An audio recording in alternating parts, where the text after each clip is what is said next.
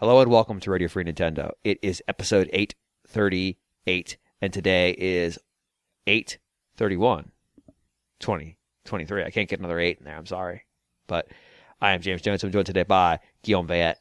Hello, hello. Greg Leahy. Ahoy, ahoy, everyone. John Lindemann. Great to be here, James. It's great to have you, John.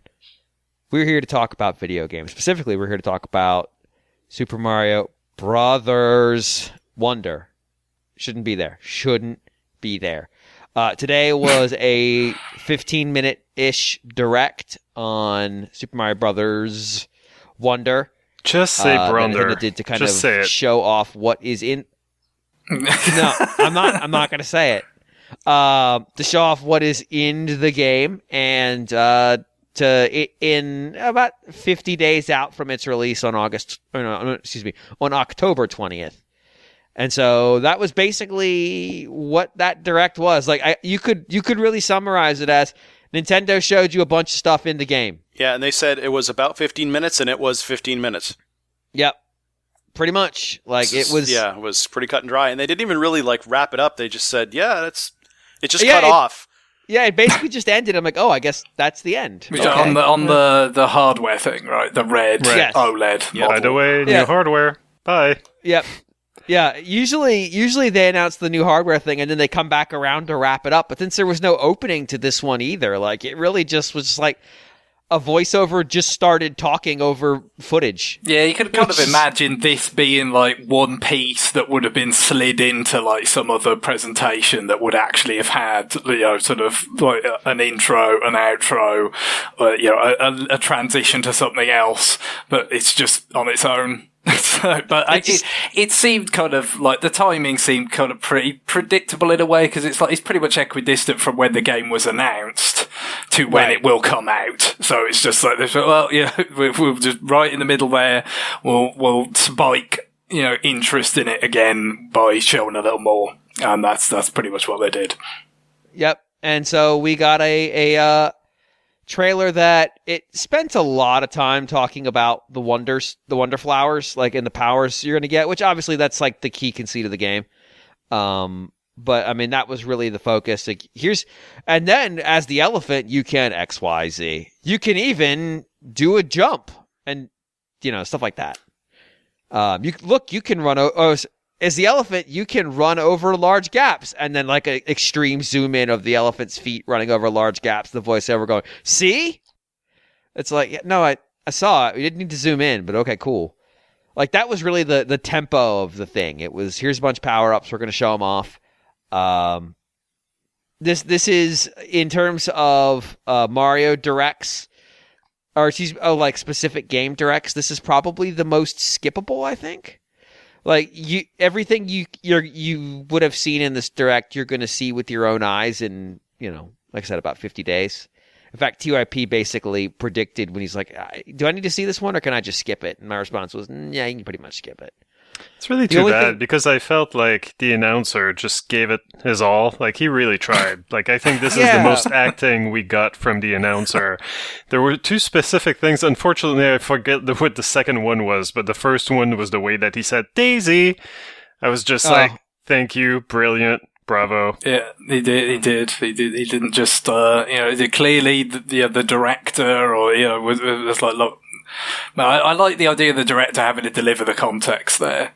It's just well, exactly. You see, this is one of several Nintendo characters that mostly communicates by saying its own name, and they say it in a very particular way that people are going to expect, so we need you to do this. It's no, do another take. Do another take. Another take. No, the Daisy, nope, doesn't have enough, do it again. So the syllable that we emphasize is not the one you'd expect. What? There's only 2 syllables, yes. Daisy? No. No, it's not a question. It's not a question. Mm-hmm. It's a statement of intent. It's a celebration. Yeah, it's a proclamation that I live and that I continue to live. It says, you say it's Daisy, I say I am. It's have you ever played the game Heavy Rain? I'm sorry if you have. I'm sorry if you have, but there's a character named Jason. Forget it. You ever played the game Heavy Rain? It has the shittiest ending of any game possibly ever. So yeah, that's, I mean, in a nutshell, that was the Direct. Like, there was a lot of cool power-ups we got to see. But the only thing that I would really classify as news is they answered the question about online play, and they answered it with the most Nintendo-ass answer they could possibly come up with, which is, no, you cannot play collaboratively online. They didn't say that. They said they instead gave us a bunch of other types of online play that are weird, and it's like, nobody asked for this, but this sure is the Nintendo solution to the problem of how do we keep online play in sync. Well, I've seen some people say that it's Dark Souls-ish. Is that correct? Like, basically, it's not... No, because Dark Souls, I can summon an active player to come into the game with me right now. Oh, okay. And we collaborate together on killing a boss. In fact, so I guess maybe they were just talking about the standee element where... The ghosts, yeah. Where you see the ghost run through and do something. Like, yeah, there is that, but really I would equate it more to like Mario Kart ghosts. Because the ghosts in Dark Souls will show up for, a couple seconds and disappear. Like, these things are with you through the course. Like, they're a lot closer to, like, here's a Mario Kart thing they're going to run through. Now, you can join up with the party of your friends. You're not in the levels together. You can be. But you can just see what level they're in and see them running around in that level if you go over to that level. It's very weird. But you're not interacting with them directly, except in multiplayer, if a character is killed, they are in a bubble and can be rescued without costing the party a life. Kind of like when a character would fall behind in New Super Mario Brothers and they'd get bubbled. Yeah, now they're ghosts rather than just floating in the bubble for some reason. They actually become a ghost. Presumably because it would be a little bit too confusing with the bubble power-up. That's right, yeah, they've got a bubble power-up now. But presumably that sort of device that they'd employed a few times before had to go for that reason. Mm-hmm. Yeah, so but ghosts can touch those. It's not clear if you're playing, if you'll see other people's ghosts, or if it's just if you happen to pass through the space where someone's ghost is on their play session, you'll and that what you're talking about, like the Mario Kart ghost, is a separate thing. That's not like semi-deceased players. That's players who are also playing the game that you're kind of like, you can race them and stuff. Like, there's a different type of ghost where they're just like semi-transparent. You are a ghost in your game, hoping to be rescued by ghosts of other players playing their game in your game. That is both a factually correct statement and the most fucking confusing thing in the world. Yeah, but it amounts to the fact that this sort of online, interactivity, as it were, but without actually, interactions of various sorts, but without it being genuinely analogous to local play, the way that it was in Super Mario 3D World for Switch. Right. They have done this on Switch. Obviously, they did it with Mario Maker 2, not very successfully. Where it was very bad. Yeah, I that maybe was the kind of the prelude to this, the fact that, that wasn't all that successful. It's going to think, okay, well, are they going to have made progress on that or whatever? And it's, nah, they've just sort of avoided that altogether. But the 3D World, I only ever tried it out like with two people or whatever, but it was not perfect, but it worked. And obviously you've got a lot of the same issues in terms of you are not just like kind of intangible things kind of go passing through each other. You jump on their heads and you can mess each other up and all that, although it's less so in 3D. It's got to be said, right. Because the extra access, it gives everyone more room. So I'm not sure how much that kind of played into the decision, but it just seemed like they must have thought, it's more trouble than it's worth to try and get this working at a higher level, and it's more likely to just sort of bring the game's reputation down, if you have it in there and it doesn't work all that well, rather than just sort of somewhat admitting defeat and then putting in some of these online interactions as some sort of, community features like Fig Leaf. Yeah, I mean, it's really basically asynchronous online play. So if there's lag, it's not a big deal because it'll just, it's not designed for you to be interacting with them bidirectionally. They can interact with you in your space, largely just through viewing. But if they touch your ghost, you'll be rescued. But as near as I can tell, they can't see your ghost and actively go seek it out. So it's really everything is one directional in terms of the data transfer, and falling out of sync isn't a big deal. The other mode that they showed for online play is the ability to race your friends through stages, but even then, you're not in the stage together. So even if you guys get way out, that's very directly analogous to a racing game Ghost at that point. Right. It's a time trial. You don't affect how they went through the level, and they don't affect how you go through it either. Right. So even if you get way out of sync with each other, it's not a big deal, because at the end, it's just going to take how long it took you and how long it took them and sort them. So even if you started at the same time, they had a big lag spike on your screen. Ultimately, they're just going to send you the final time, and that's going to be it. So,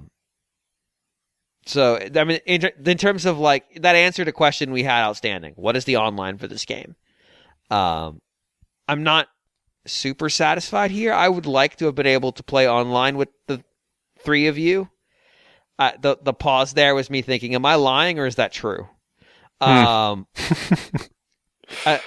think the answer is yes to both. But like, I get it. Like, this is a way to avoid having to solve the synchronicity problem. But my counter to that is I'm paying for online. Nintendo, I'm paying for fucking online. I'm not paying to watch ghosts. I'm paying to play video games online. I'm not paying to get access to Columns 2 because I don't have access to Columns 2. That's extra. So it's it needs to be in my opinion, they really needed to try to solve the problem better. Because this is what I wanted. I wanted a reliable 2D online Mario experience, because I don't have people around me I can play it with that much. But we're not surprised too much after Super Mario Maker 2, I suppose. No, but other people have solved this problem. And Nintendo has many, many, many, many, many millions of dollars more than those people. So, like, they didn't make many, many, many millions of dollars more than those people by making online multiplayer games. Sure they did. There. Bam. No, sure they did. But, like, your bam is wrong. Splatoon made them a shitload of money. It did, yeah. Animal Crossing, which is online, made them a shitload of money. Yeah, Mario Kart is online. It made them a shitload of money. Yeah, it's not sort of their first line specialty by any means. And I guess it's always with these things, it's a question of priority. You kind of feel like it's like, well, no, in the end, if it meant maybe more fundamentally adjusting how the game works, perhaps, for people playing in single player or people play just locally, to then have something that would work to the sort of standard that it needs to online, they chose not to do that. Basically, I think that would probably be my guess. That's usually, what these things come down to. It just feels like a false choice. Yeah.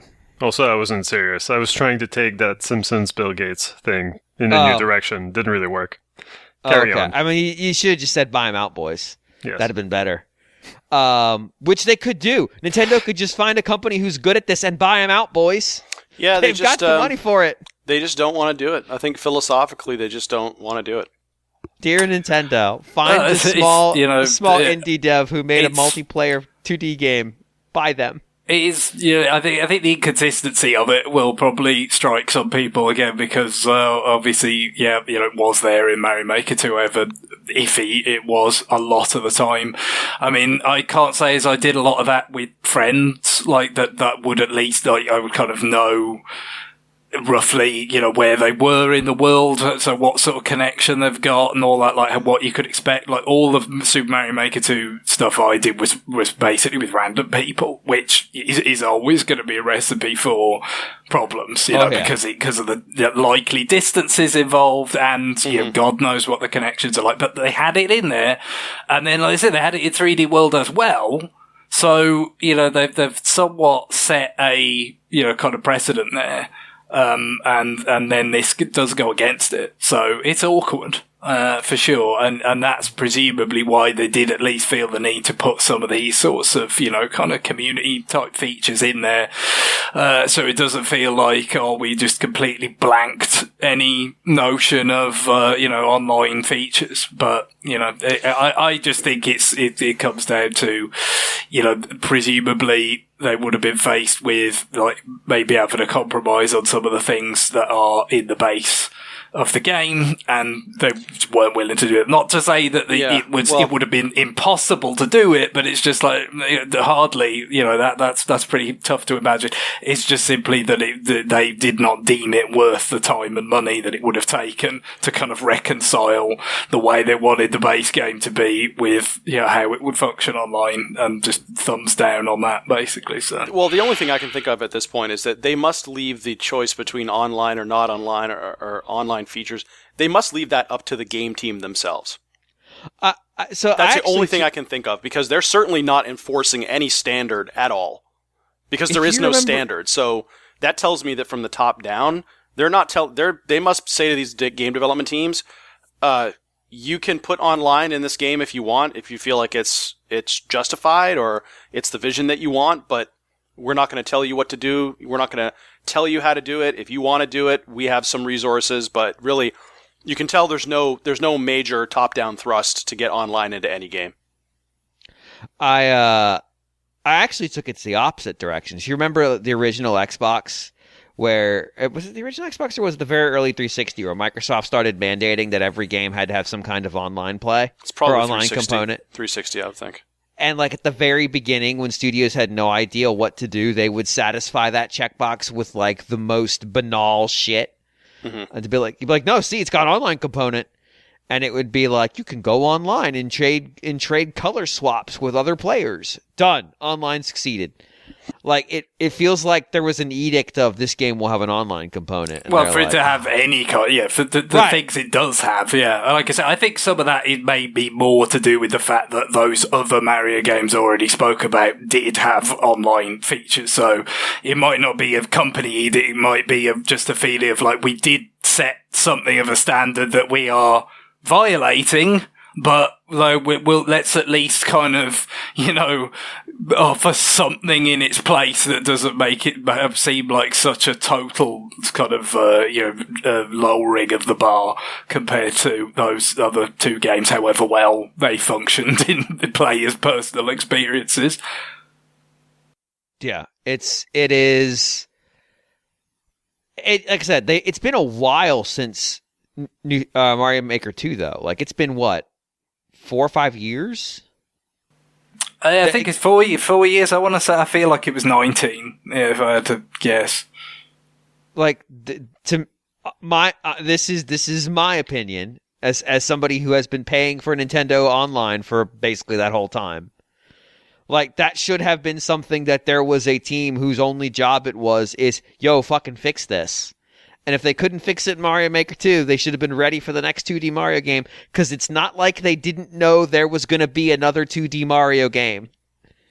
Like, that's the least surprising outcome. Like, the fact they announced the 2D Mario game was only surprising insofar as we thought, like, wow, I thought they might save that for the next console. For the next one, yeah.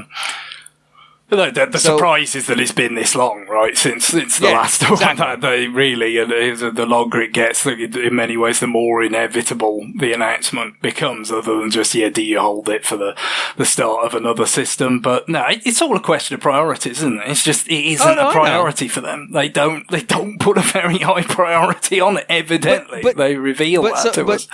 My point is, once you start charging for online, it's no longer just about what you think is important. It's people will make judgments about what they're offered at this point, rather than just like, you're kind of getting it gratis anyway, back in the Wii U days, the 3DS days. So this is the risk of, you're kind of, I think, to some extent, what John's talking about, where you just kind of leave it. You don't have some sort of mandate. You don't have some sort of strategy that dictates certain standards must be upheld in every game, or crowbar in certain things into every game. You just kind of like, no. We do what we think makes sense on a per project basis. Now, I could see plenty of advantages to that, in terms of not having superfluous features, not wasting time and effort on things that probably aren't going to, improve the standard of the game overall, or the things that most players care about in that game.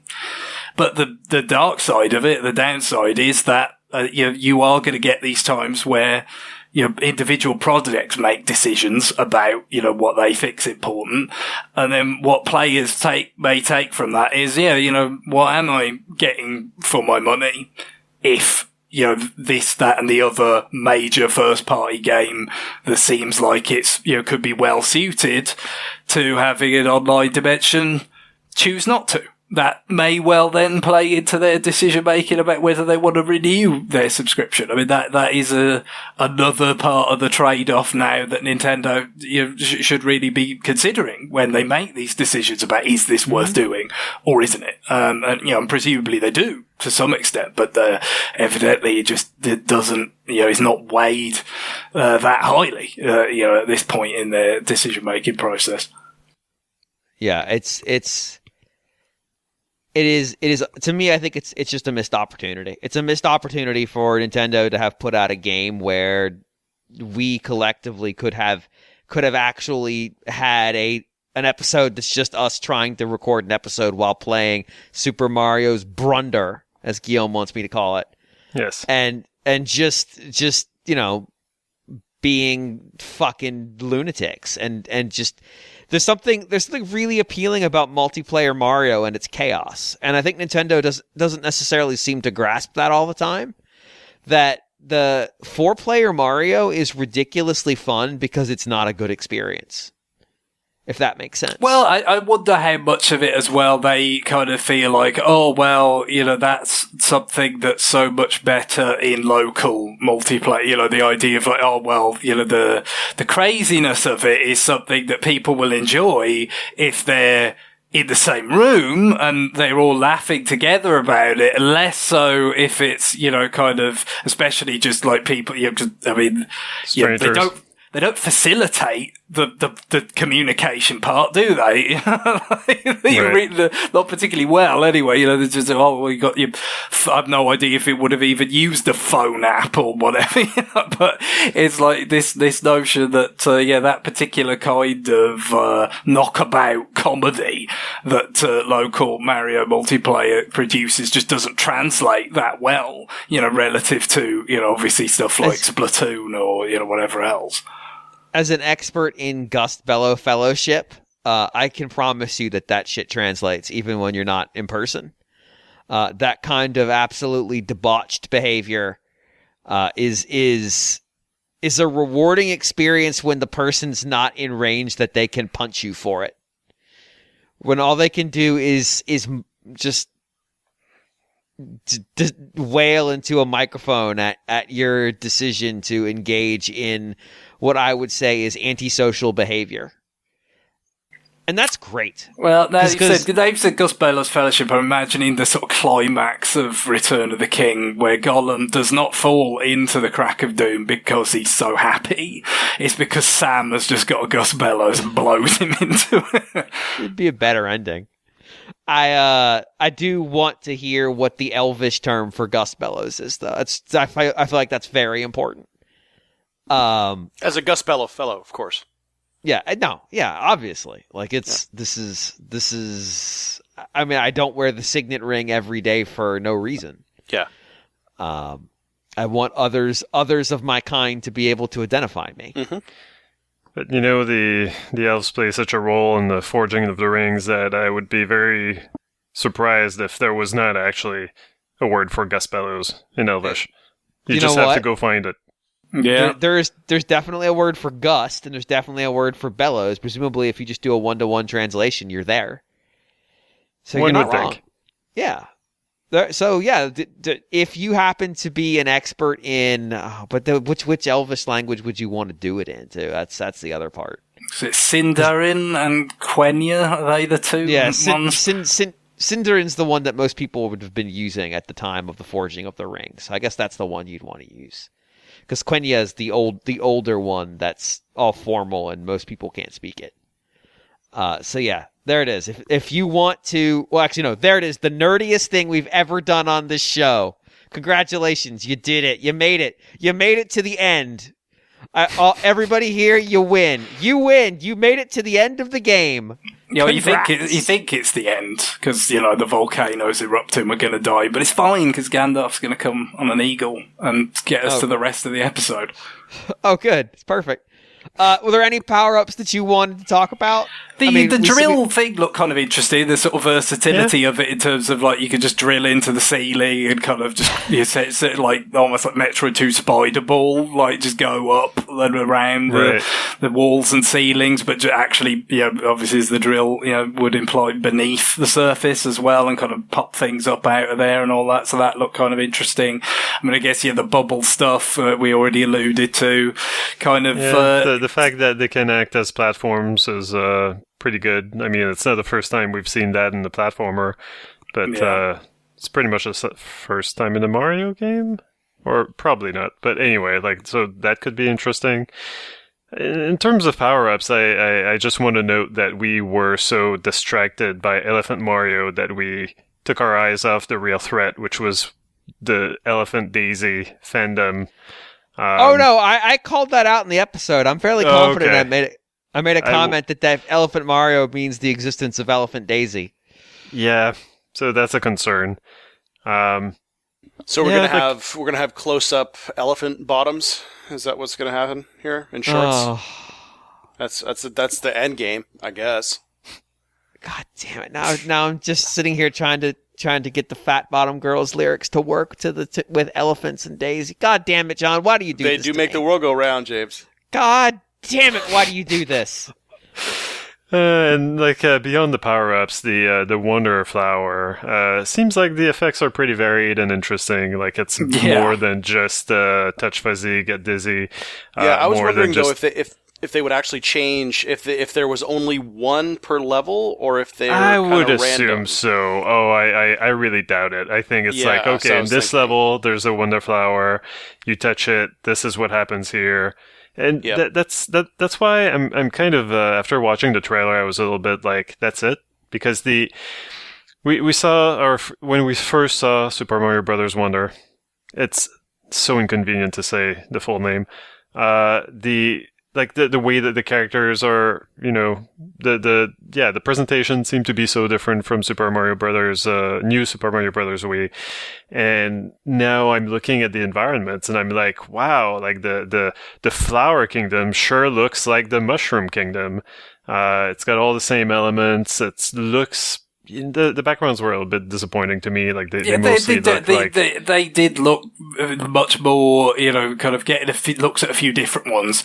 It did just feel like a pretty, standard kind of iteration on where we left off with New Super Mario Bros. U, where it's like, okay, they took the standard level themes that had already been in the New Super Mario Bros. Games and just made them a little bit more sort of like a little bit more flourish, a little bit more kind of interesting in some cases, but they still felt very rooted in that. And then this feels like just another step. So we still had here's like a foresty, like kind of area with like some poison swampy stuff, or here's a cloud area, like these are all things that we've seen before in New Super Mario Bros. Games, but just like adjusted a bit more, made a bit more odd, seemingly this all more psychedelic sort of feel to it. And also, especially when you have a Wonder Flower part, it just seems like the level becomes like completely different, essentially. Like it's just like, we just segue into some other thing where like you're transforming into completely different objects and,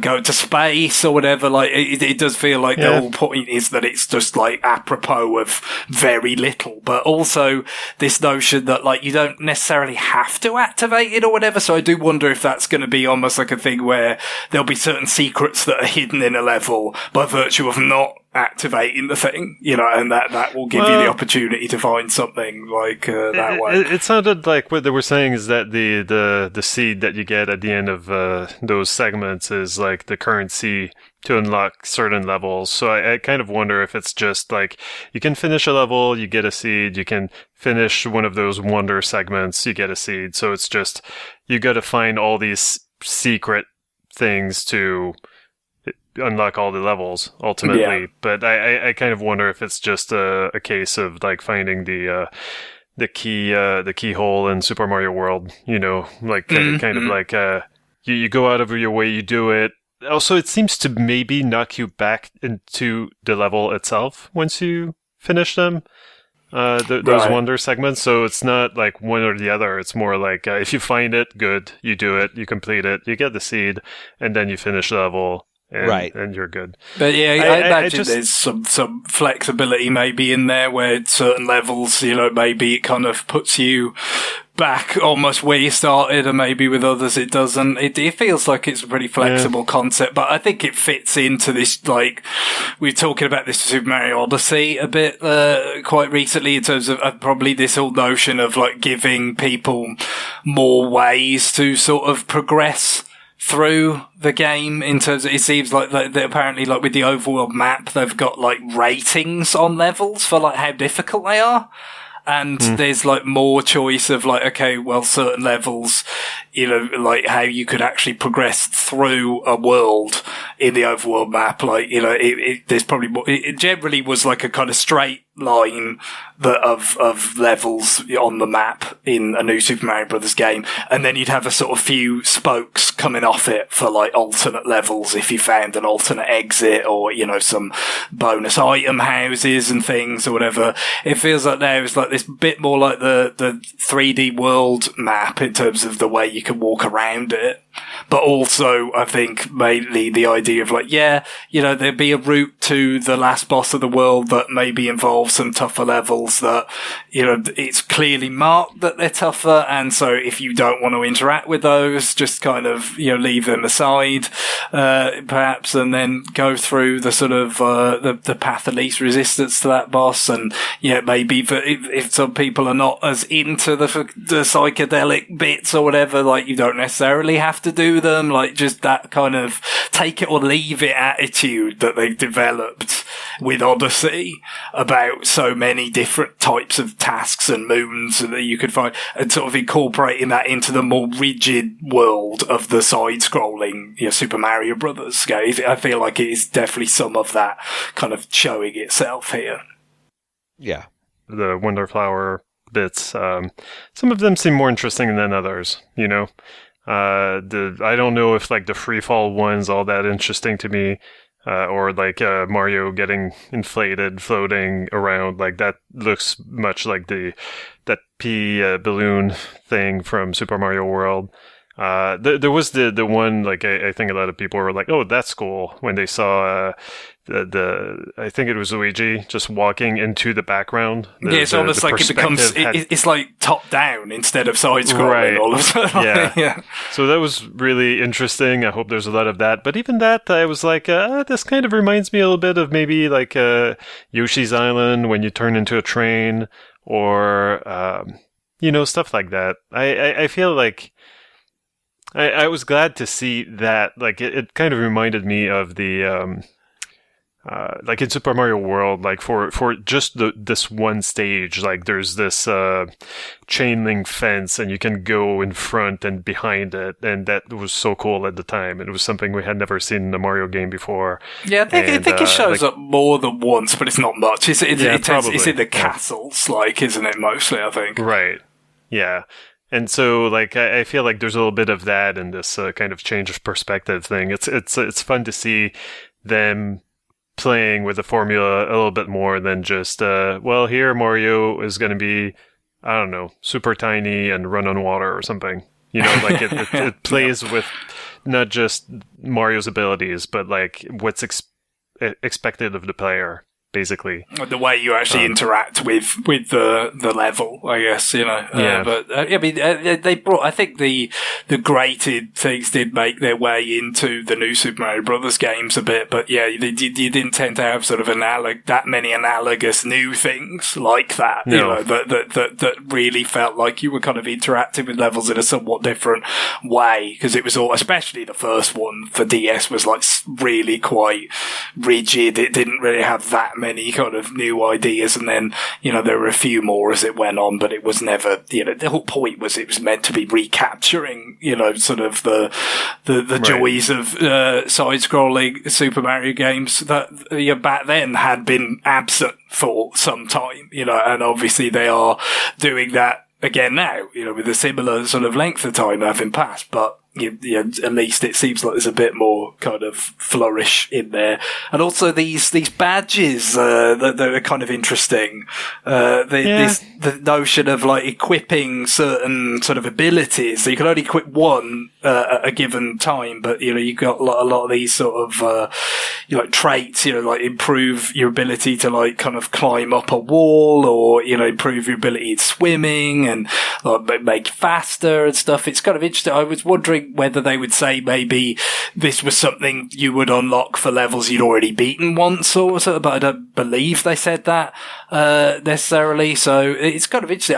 It reminds me a little bit of, I think Yoshi's Woolly World had some of these kinds of badges, but it seemed to be more aimed at, maybe inexperienced players that just might be struggling with like particular hazards, or which this also seems like it does that to some extent, but it also seems like it's maybe, it could be something, again, like I would have thought, like, might make it more palatable for people to go back to levels, like, in the older New Super Mario Brothers games, the idea of going back to levels and kind of mopping up on the star coins that you didn't get, or alternate exits that you can kind of see should be there, on the map.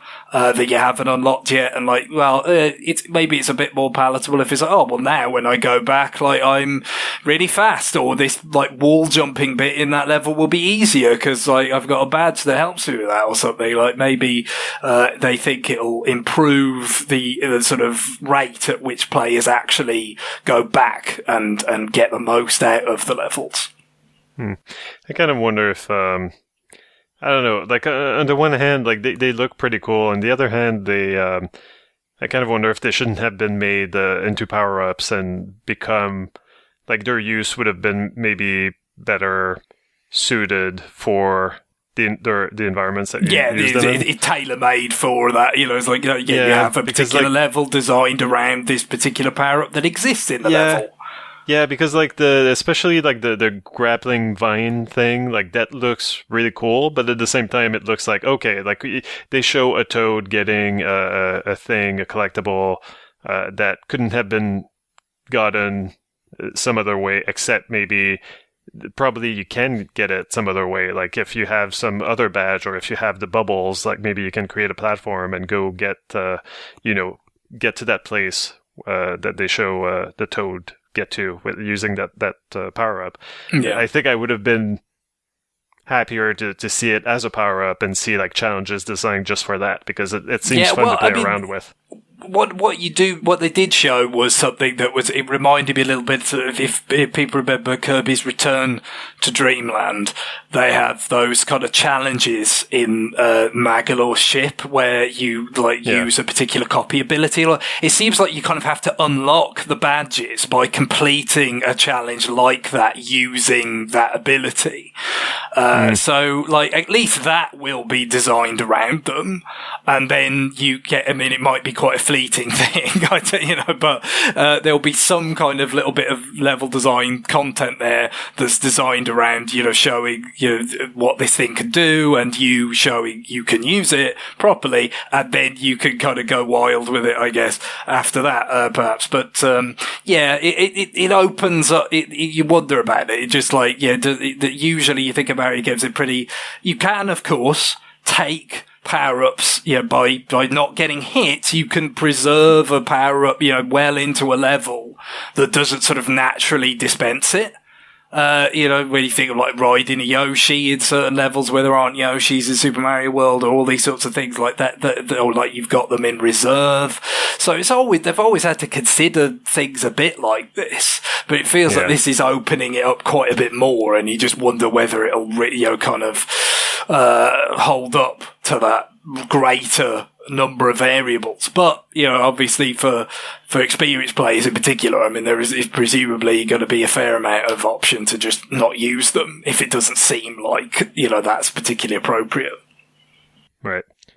I do want that kind of challenge that's tailored for it, but hopefully we get some of that.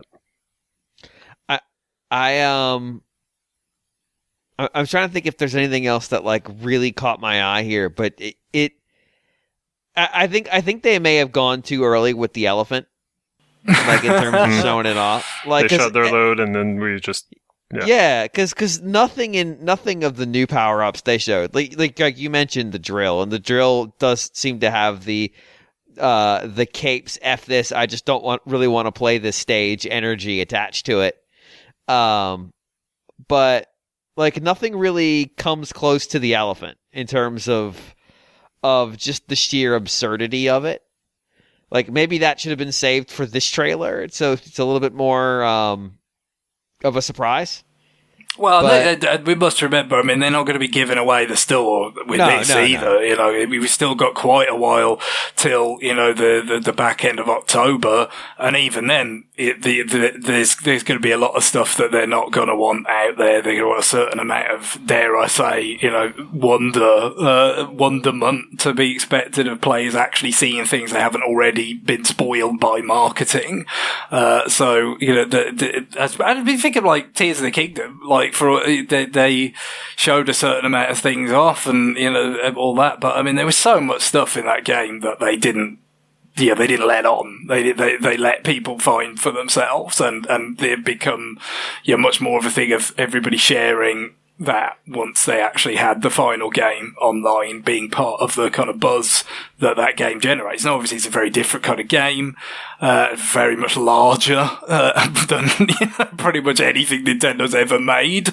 But they still, they understand the notion that you're not gonna, blow out the whole thing. This is a type of game where, they probably feel pretty confident in its ability to sell, and therefore, they don't need to overdo it with the build-up kind of marketing. Yeah, no, I mean, I get it, and I get the marketing strategy here. It's just like the elephant feels like what they should have ended this trailer with, rather than the first thing they should have showed. They probably went back and forth on that, in terms of where do we bring this in. But like I said, this did feel, as I said, really in the beginning of this, like very much just like kind of spike interest again, at this sort of midway point in the run up to the game, without revealing too much, just kind of like, remind people it's, coming, and then now we're kind of halfway to its release, but also, got to give them something, something a bit like the drill and the bubble suit and all the various other things that were in it. And, a few other details like the whole, like, Nabbit pretty much works like he did in New Super Luigi U. He's kind of a beginner character. Yoshi's are essentially that as well, but they can also be used as mounts. Like, so that's almost getting towards like that kind of co-star type of multiplayer, isn't it? Where you're like not quite on parity, but it's not, presumably not nearly as sort of, minor or kind of uninvolved as just like being a cursor or being like Bowser Jr. in Bowser's Fury or something. You're much more involved and kind of on more level kind of footing than that. But they are kind of invincible characters and they don't get the power-up abilities. So, it's not the same, but I guess it could be, either one. It could be like an inexperienced player gets to play someone doesn't get hurt. So, that's good for them. Or it could be a sort of a more experienced player that's kind of taking a bit of a back seat. But, because they're invincible, they can sort of intervene when required, for the less experienced players that are playing along with them. So, you kind of got to see how that's going to work. No real major surprises in that, really, like I said, because Nabbit, kind of did already work like that.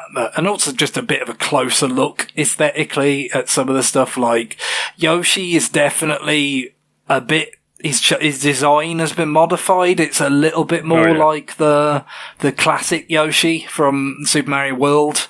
Not all the way, like his arms aren't that short, or his kind of body proportions aren't as long, but like the sort of little bit of the sleepiness is back, and just doesn't quite seem like that Yoshi Story sort of derived model that they've been. As we said, I mean, they hone those things down to, just like, this is going to be exactly the same in everything.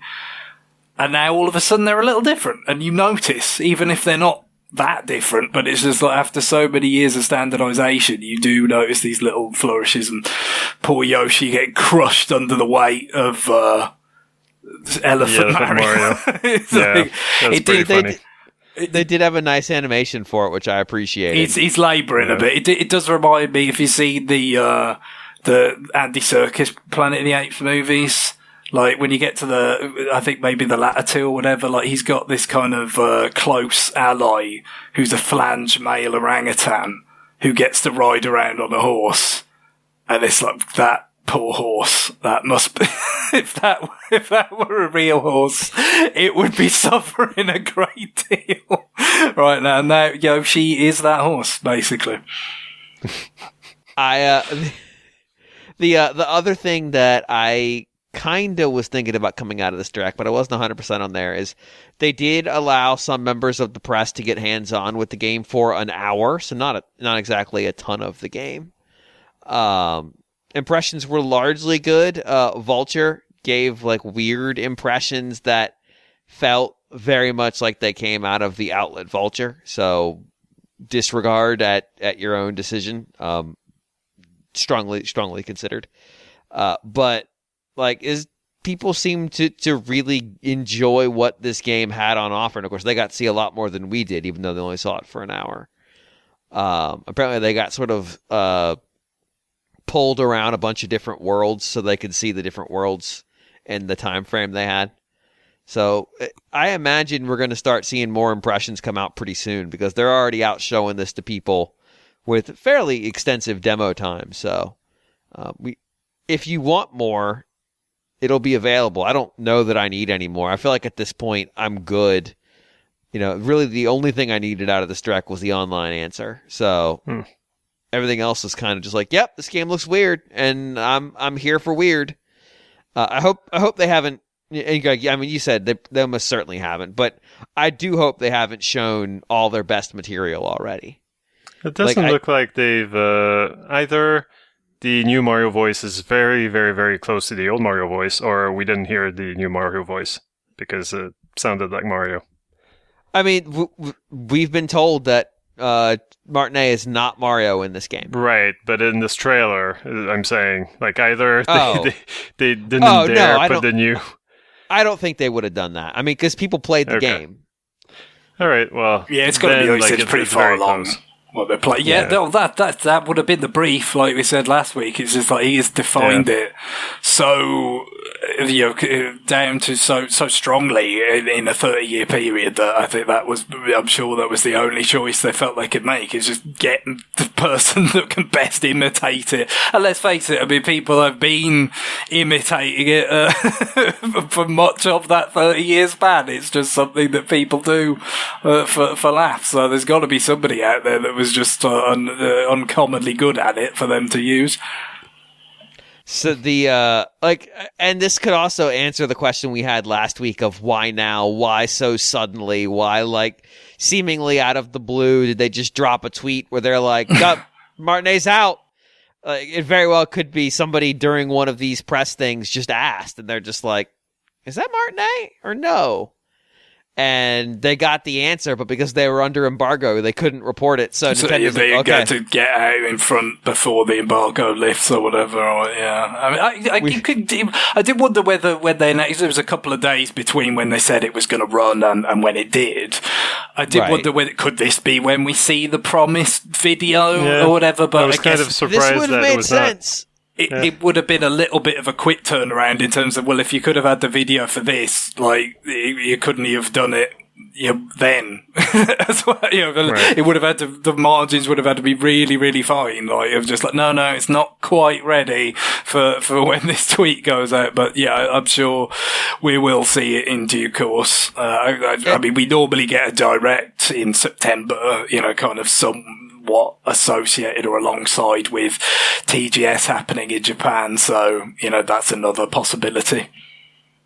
Yeah, I mean, it could be that they wanted to have him and Miyamoto together physically. And you gotta make that happen, maybe, which is not necessarily the easiest thing. Right. So they may have something on the agenda, or Miyamoto's flying to the U.S. for something.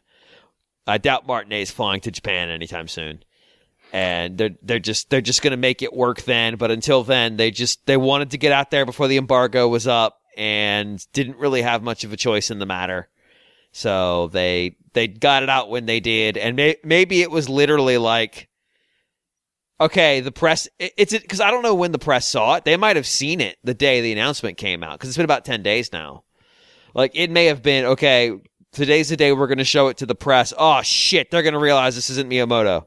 I mean, this isn't Martinet. Yeah. Let's drop it. No, because you said, as Gilbert says, in a trailer, it not necessarily going to be apparent, but yeah, for people playing it in a longer form, they may be thinking even if the guy, the new voice is pretty accurate and faithful, they think people are going to pick up on it.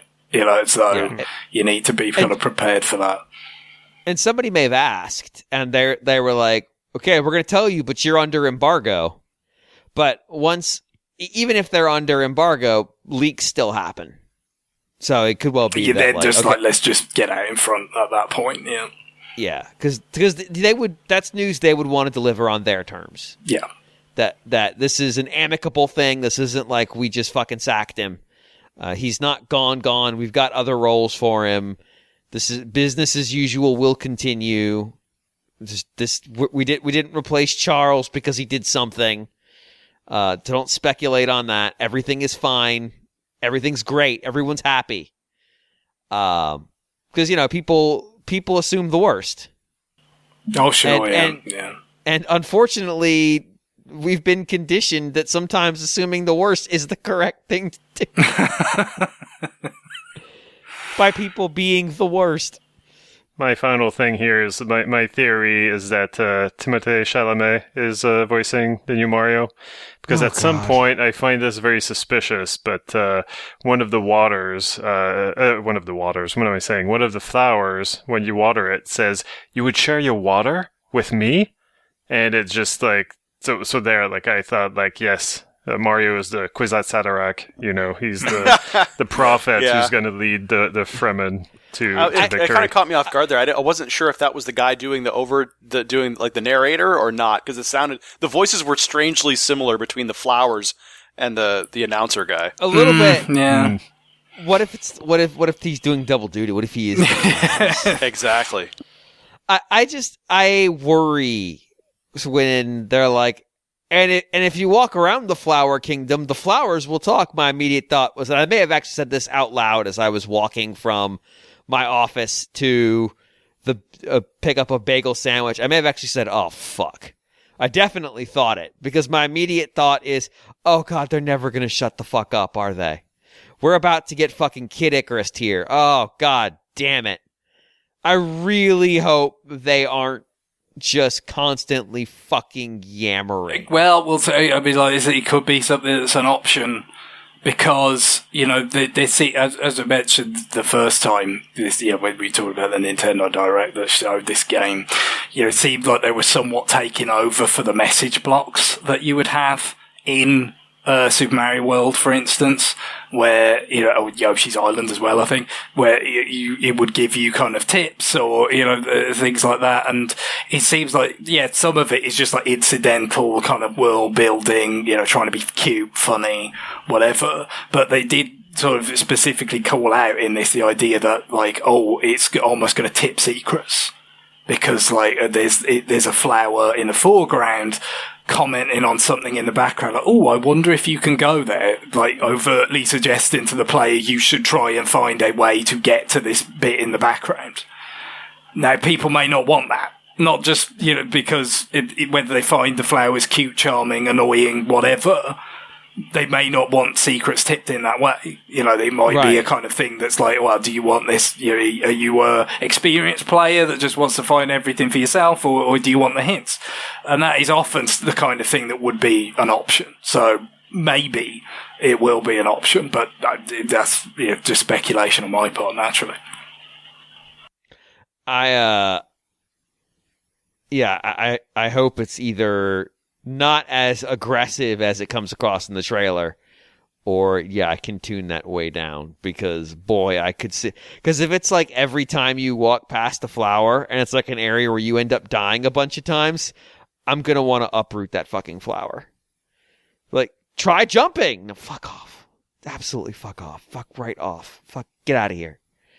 So that hopefully they thought through that of like, no, you'll hear it one time and then you're done. If you come back through, he's not going to say it again. That would be sick. That would be something a sick person would do.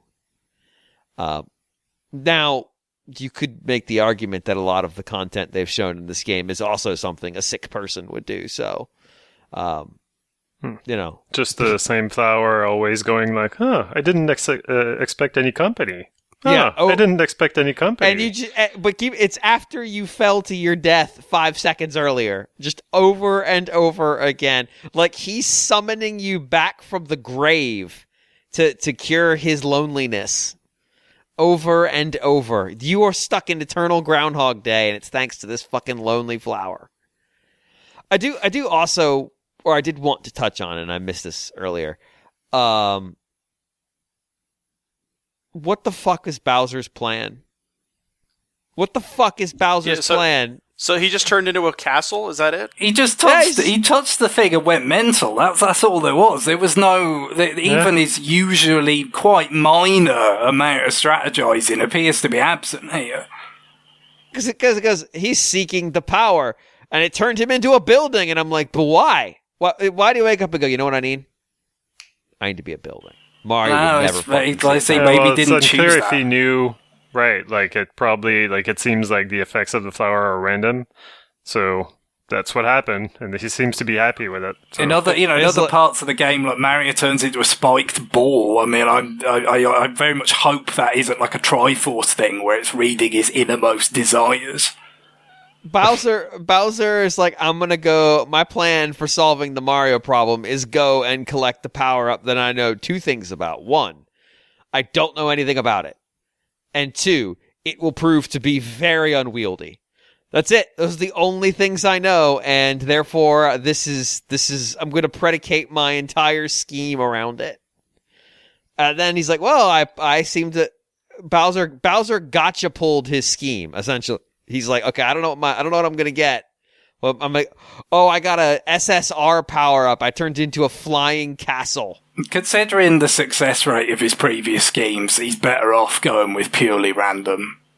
I do like that he has the power to turn other buildings sentient, which is interesting because he himself was not a building who became sentient. He was a sentient individual who became a building. How do we tie into the story in the original USA Super Mario Brothers manual about how all the people got turned into bricks?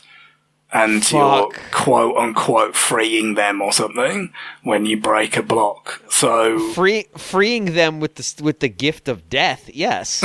Well, some kind of freedom, I suppose.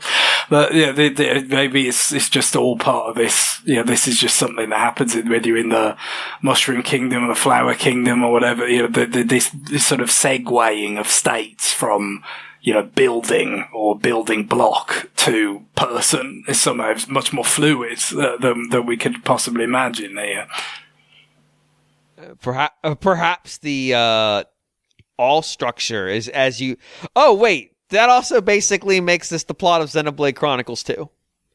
Not like the specific game plot, but the larger theological plot of the building blocks of life are small sentient creatures that eventually evolve into the point where they are structures and continents. Yeah. And so the architect is at work here, is essentially, well, half of him is at work here. That is why we've never seen the Flower Kingdom, which exists right on the border with the Mushroom Kingdom, but we've never mentioned them before. We don't like them. They did introduce a prince this time, which continues the long-running political anarchy that is all of the kingdoms in this universe, where the head of state is not physically present at any time. There's a lot of weekend at Bernie's-ing going on in these kingdoms. We've consistently decided to vest all power in the heirs. Well, doesn't that just make them the rulers? Oh shit! All right, new plan. Sentient worms. That's the plan. That's the whole plan. Shit. Yes, that's all we've got right now.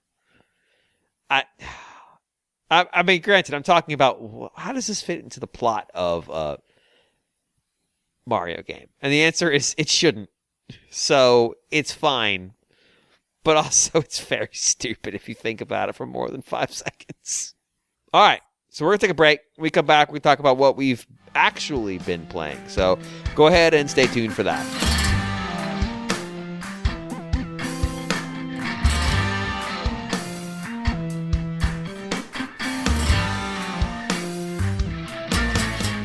We are back, but not with Listener Mail.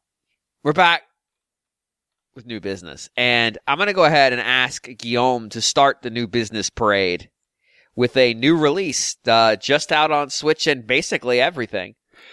Yeah, so Sea of Stars just came out. The long-awaited game by, what are they called? Sabotage? Yes. So they made The Messenger, that that 2D platforming game, action game, where you could switch between 8-bit and 16-bit graphics, and it was very well made. We've talked about it in the show before. I think I liked it. I think everyone who talked about it enjoyed it to some degree. So this was, pretty hyped, because when they showed Sea of Stars, they were saying that, they took inspirations from game like Chrono Trigger. They got Mitsuda to compose at least one tune or something. Yeah. He's listed first on the composers, but he probably only wrote 2.5 minutes of audio. Yeah, probably. But and they seem to, certainly the the images, the what we saw of the game looked good. These guys are very talented pixel artists, and like they seem to be saying the right things, and so the reviews came out, and they're pretty good overall. And in fact, I think that Nintendo World Report gave it a 10. We did. Yeah, that was Jordan. Yes. Yeah, Jordan Rudek, who gave it a 10, calls it a masterpiece. So I've played, I don't know, I would say maybe 3 or 4 hours. Someone, who was it? I think it was Pokepal, or anyway, someone in Discord was playing Sea of Stars yesterday and was saying, why isn't anyone playing Sea of Stars? There's not enough Sea of Stars here. People start talking about Sea of Stars, and I was like, well, I'm working. I'm sorry. But after work, I managed to get a few hours in.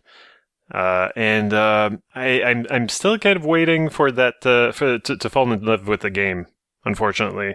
And I'm kind of not sure if I ever fully will.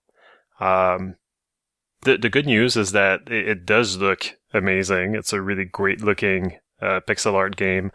And initially, like, I very much wanted to be charmed by it. Like, the game starts with the archivist, a character that seems to be telling the story that you're about to play through. And you see basically like just the back of a chair in front of I don't know, like walls of books and scrolls, and table full of scrolls, and you don't see this archivist, but occasionally he will just like peek out from behind the chair, behind the like he'll turn anyway. Like it's very well done. It's very again charming, and I was like, wow, like this is I don't know, like it started out on the right foot in terms of like presentation, I thought. But I've been playing for a while, and now I just I realized that I hadn't been paying too much attention to things like the combat system and stuff like that before the game was released. And now that I see what it is, I realize that I'm really, really, really over the Paper Mario RPG timed button press thing. I'm so completely over that, and I already knew that from losing interest in things like Mario and Luigi for the most part towards the end of that series. But so in this game, again, like you need to press a button to block incoming enemy attacks. You need to press a button with the right timing when you attack to do a little bit more damage. And the game tries to couch it in very much like they tell you, like, look, like it's not that you're getting penalized for missing the timing. It's you're getting a bonus if you get it right. It's like that. Well, thanks for trying to couch it that way, but no, it doesn't really work like that. Like, basically, what happens in the end is that if I miss the timing, I'm going to be stuck in this battle for longer than if I don't miss the timing. I'm going to be, if I miss this block, I'm going to have to spend some turns just, healing myself. It's going to mess up my strategy, like to try to take out these enemies as quickly as possible. And, the truth is, I never find that these timing-based systems really work all that well most of the time. I think that the closest they've got to working really well is probably in the Paper and Luigi, the Mario and Luigi series, because visually it was very much representing the timing that you needed to hit. Like when Mario and Luigi turn by turn, one after the other, just jump on that shell to send it on the enemy. Like, you can time it visually with what's happening with the action on the screen. But in games like Mario RPG, or apparently Sea of Stars, it doesn't really matter. It doesn't really match. It doesn't, you can't just press the button when you hit as you hit. Like, this is not, rhythm heaven. Like, you have to press it slightly before.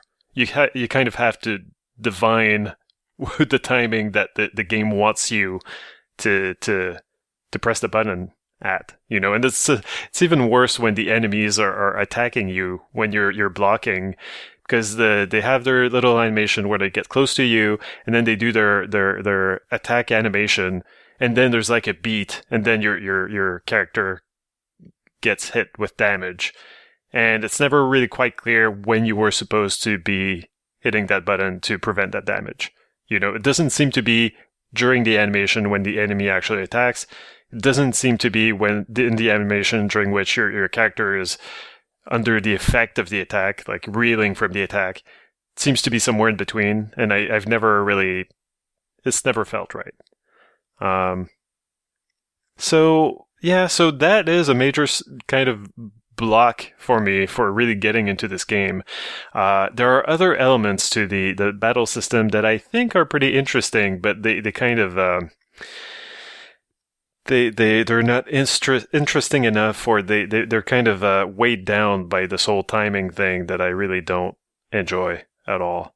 But like there's this whole system where it's designed to try to make you not just mindlessly hit the attack all the time.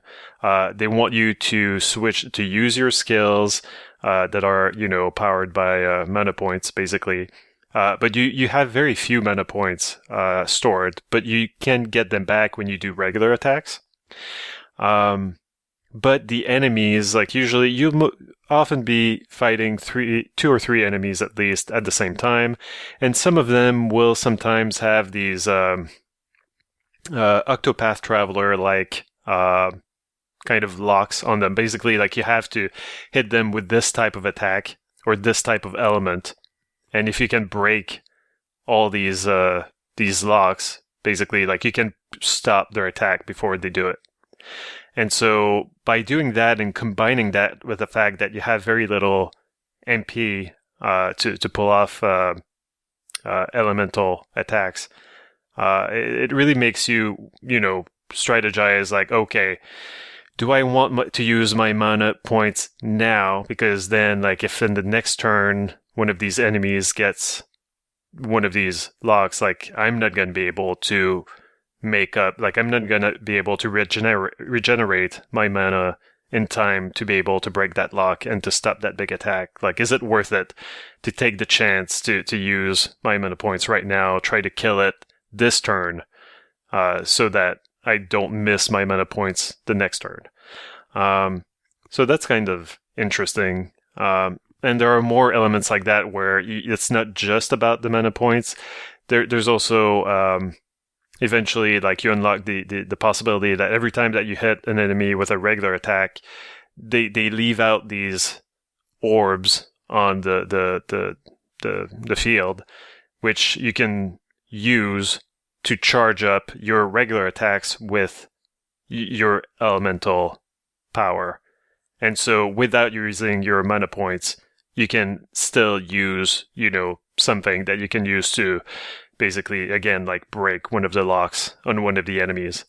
So there's like several elements to balance there. So that can be pretty interesting, but I'm kind of just stuck with the fact that I don't really like the mechanically the combat system and the timing system. So I don't know, like, I'm not that far into it ultimately, but like I'm kind of surprised just how much not under its charm I've been so far. And part of it is the battles, part of it is the music, actually. I'm not especially impressed by the music.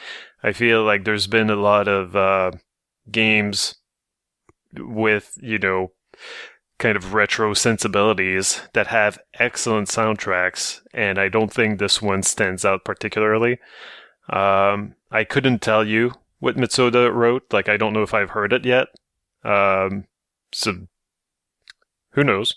I would guess it's on the title screen. Yeah. That seems to be where they stick guest composers. So that would be a problem for me because I am playing the game on Game Pass on Xbox, and so there is the kind of the not the save state, but whatever, the resume feature that they have, right, where you basically never have you basically never have to go back to the start screen. So I probably only heard it once then, and I've forgotten what it is. What I haven't forgotten, what is stuck in my head, is the way too short battle music loop that I just don't care for. Again, like, it's a little bit too short. It's like 1:20 at most. Someone posted it on the Discord, and I was like, yeah, 1:20. Like, maybe that's actually 2 loops of the music. I didn't click on it because I'm sick of it. But again, like, as I explained, like, there are a lot of things to consider when you're actually in a battle. You want to, like, there's a risk to the actions that you're going to take, so you want to weigh them accordingly. And so, like, the battles don't go fast usually, even against, like, the smaller, the minor enemies. And so, yeah, you end up hearing that loop a little bit too much to my liking. And I don't know. Now at this point, I'm just, like, feeling like a nitpicking asshole. But, like, even the art, which does look good, I'm finding things to complain about. Like, there's this one character who has an incident. Like, he's got a scar on his face, and the scar changes sides on his face depending if he's facing left or right. And it's like, come on. All right, so hold on. You think this is just we flipped the image, and here's my counter. It's actually 2 different people. One of them only ever looks left, and one of them only ever looks right, and they were standing next to each other when the accident happened. Genius. No, they're actually the same person from alternate dimensions, and they've just decided to work together. It's fine. Yeah. Nobody talks about it because everybody established that in the pre-game canon.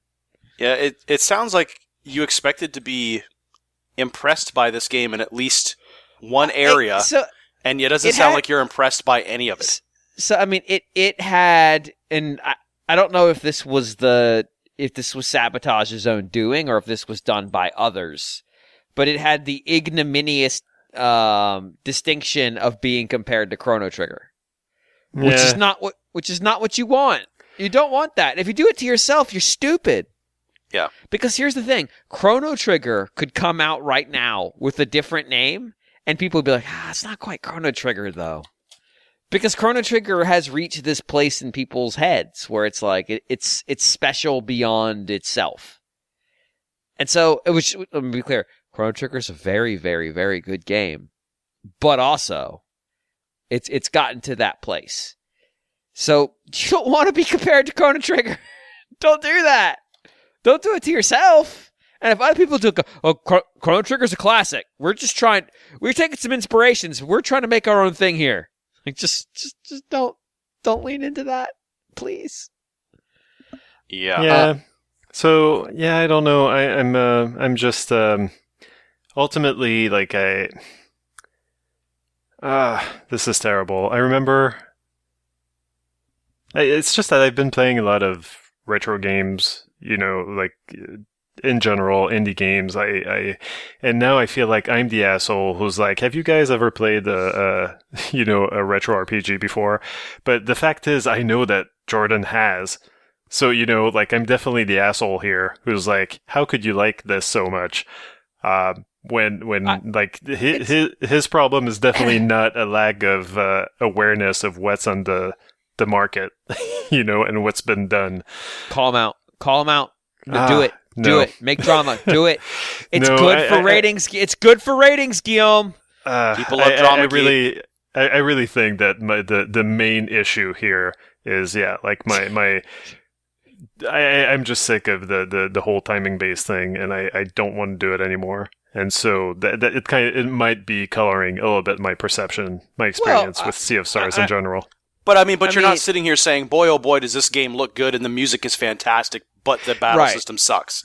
You're saying, yeah, the music is okay, the artwork isn't really that great. Like, what's the big deal here? Yeah. It's too bad, because I would want those guys to know success. I'm sure actually this game is going to be a success. Like, there's been so much hype. Oh yeah, it's gotten a lot of word of mouth. I mean, it's already probably a success because of the contract to be on Game Pass. Like, there's good money in getting on Game Pass. Yeah. Two last things, I guess. This game is made by people from Quebec City.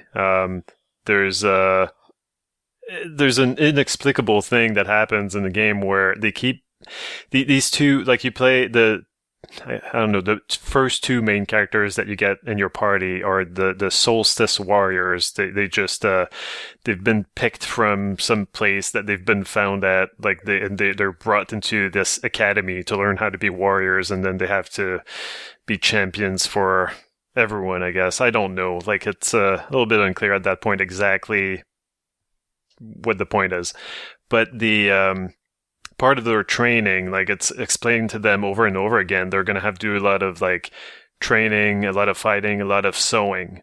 It's like one of the jokes, like that's so boring, like a master so and so wants us to sew. SEWING. Yep, lots of sewing. That's part of it. Like, they have to sew this garment that will allow them to do their magic or something. They have to sew their will into this garment. And then, like, when you actually see them do the sewing, they're weaving. They've got looms, and they're fucking weaving their garment. And it's like... There's a French word for weaving, right? There is a French word for weaving. There is a different French word for sewing. So this is not the issue. So I wonder if it's going to get patched at some point, because it's like, or if it was done on purpose. I don't know. Like, it's kind of inexplicable. Well, what if they're having to weave their fabric and then sew it? Like, what if it's a two-step process? I mean, you don't weave a full garment. They complain about sewing as you see them weaving. You never see them sewing. Anyway, like, it's weird. It's weird. Maybe they're just stupid. Well, have we ever contemplated these two might be idiots? Who knows? But I mean, they're called the Solstice Warriors, which implies they only fight 2 days a year. Yeah, but I mean, their mentor, their sensei, is also talking about sewing, so it's not just limited to them. So there's that, and also I've seen a few, like, monster names that are definitely kind of puns, but in French. But I'm playing, like, the game in English, so it's like they're puns for basically no one but French speakers.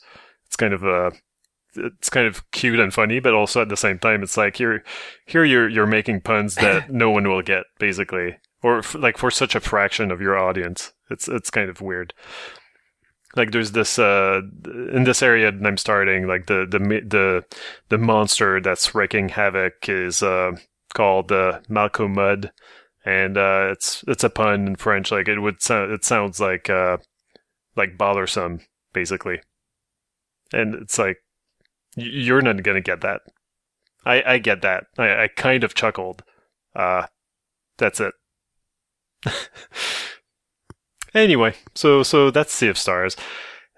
Moving on, I will very quickly say I've also tried a little bit of Dimension Shellshock, which is the DLC for Shredder's Revenge, Teenage Mutant Ninja Turtles.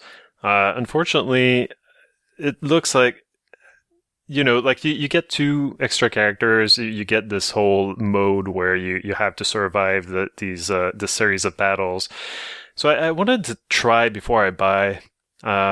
Unfortunately, like, there's no. I had the game on Game Pass, and I would have to pay to get the DLC and to play it with Karen, and I really wasn't willing to do that. And also I realized, like, because I had uninstalled the game from my Xbox, I first started it with the Game Pass, the cloud version, and realized that had the DLC included. but you can't get the DLC for free, download it if you have Game Pass. It's really weird. It's I guess like they've only got one version of the game on the cloud, and just in case that the person who wants to play it has bought the DLC, then you get the DLC when you play the cloud version.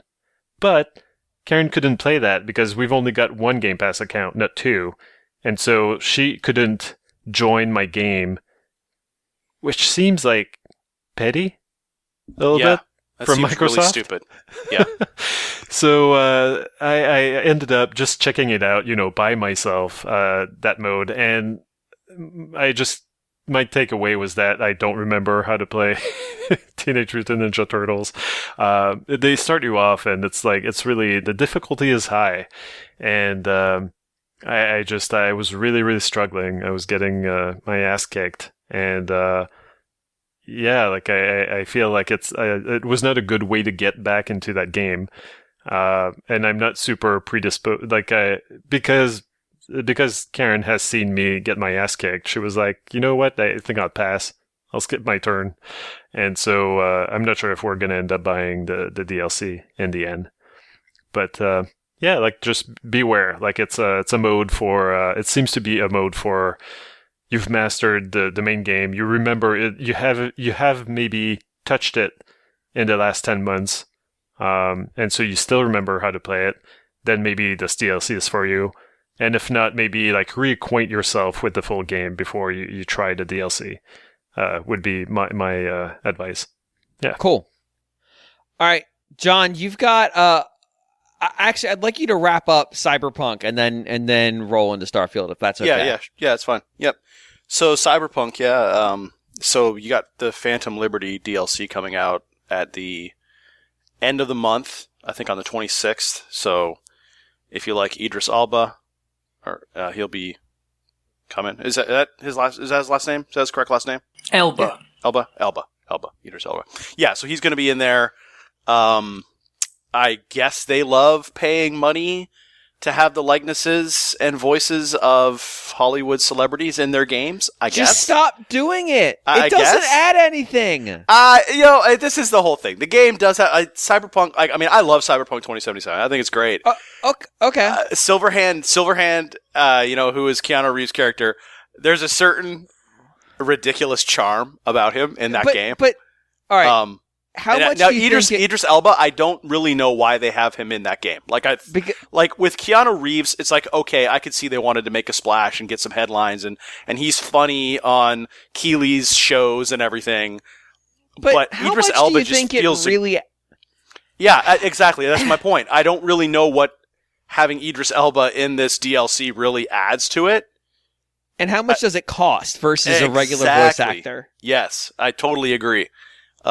It seems like a publicity stunt to me. However, that being Idris Elba, I feel like is an actor that we all respect. Like, we know he's good, but I'm not sure if his career. I don't know if it's going the way that he wanted it to. There's this. I am subscribed to Apple TV Plus, and there's this show where it's basically 24 but in a plane, and he's the star, and I don't know if anyone's watching it. It doesn't look good, and it's been a while since I've seen a project of his where I remember thinking I want to watch that. This looks good. Yeah, he reminds me. He's kind of Liam Neesoning it a little bit. I feel like. Where I'm sort of like, why is he doing movies like this? Yeah, well, I assume for such a respected actor. It's like, I know he was in, Fast and Furious and stuff like that, but that seemed like just kind of people do Fast and Furious movies on a lark, They pay you a bunch of money and it's like, why not? It's funny. It's like being in a superhero movie. But have we asked about whether or not he has a pyramid that he plans to be buried under? I've heard some actors do this. I don't know. Debt's a dangerous thing if you're an actor, John.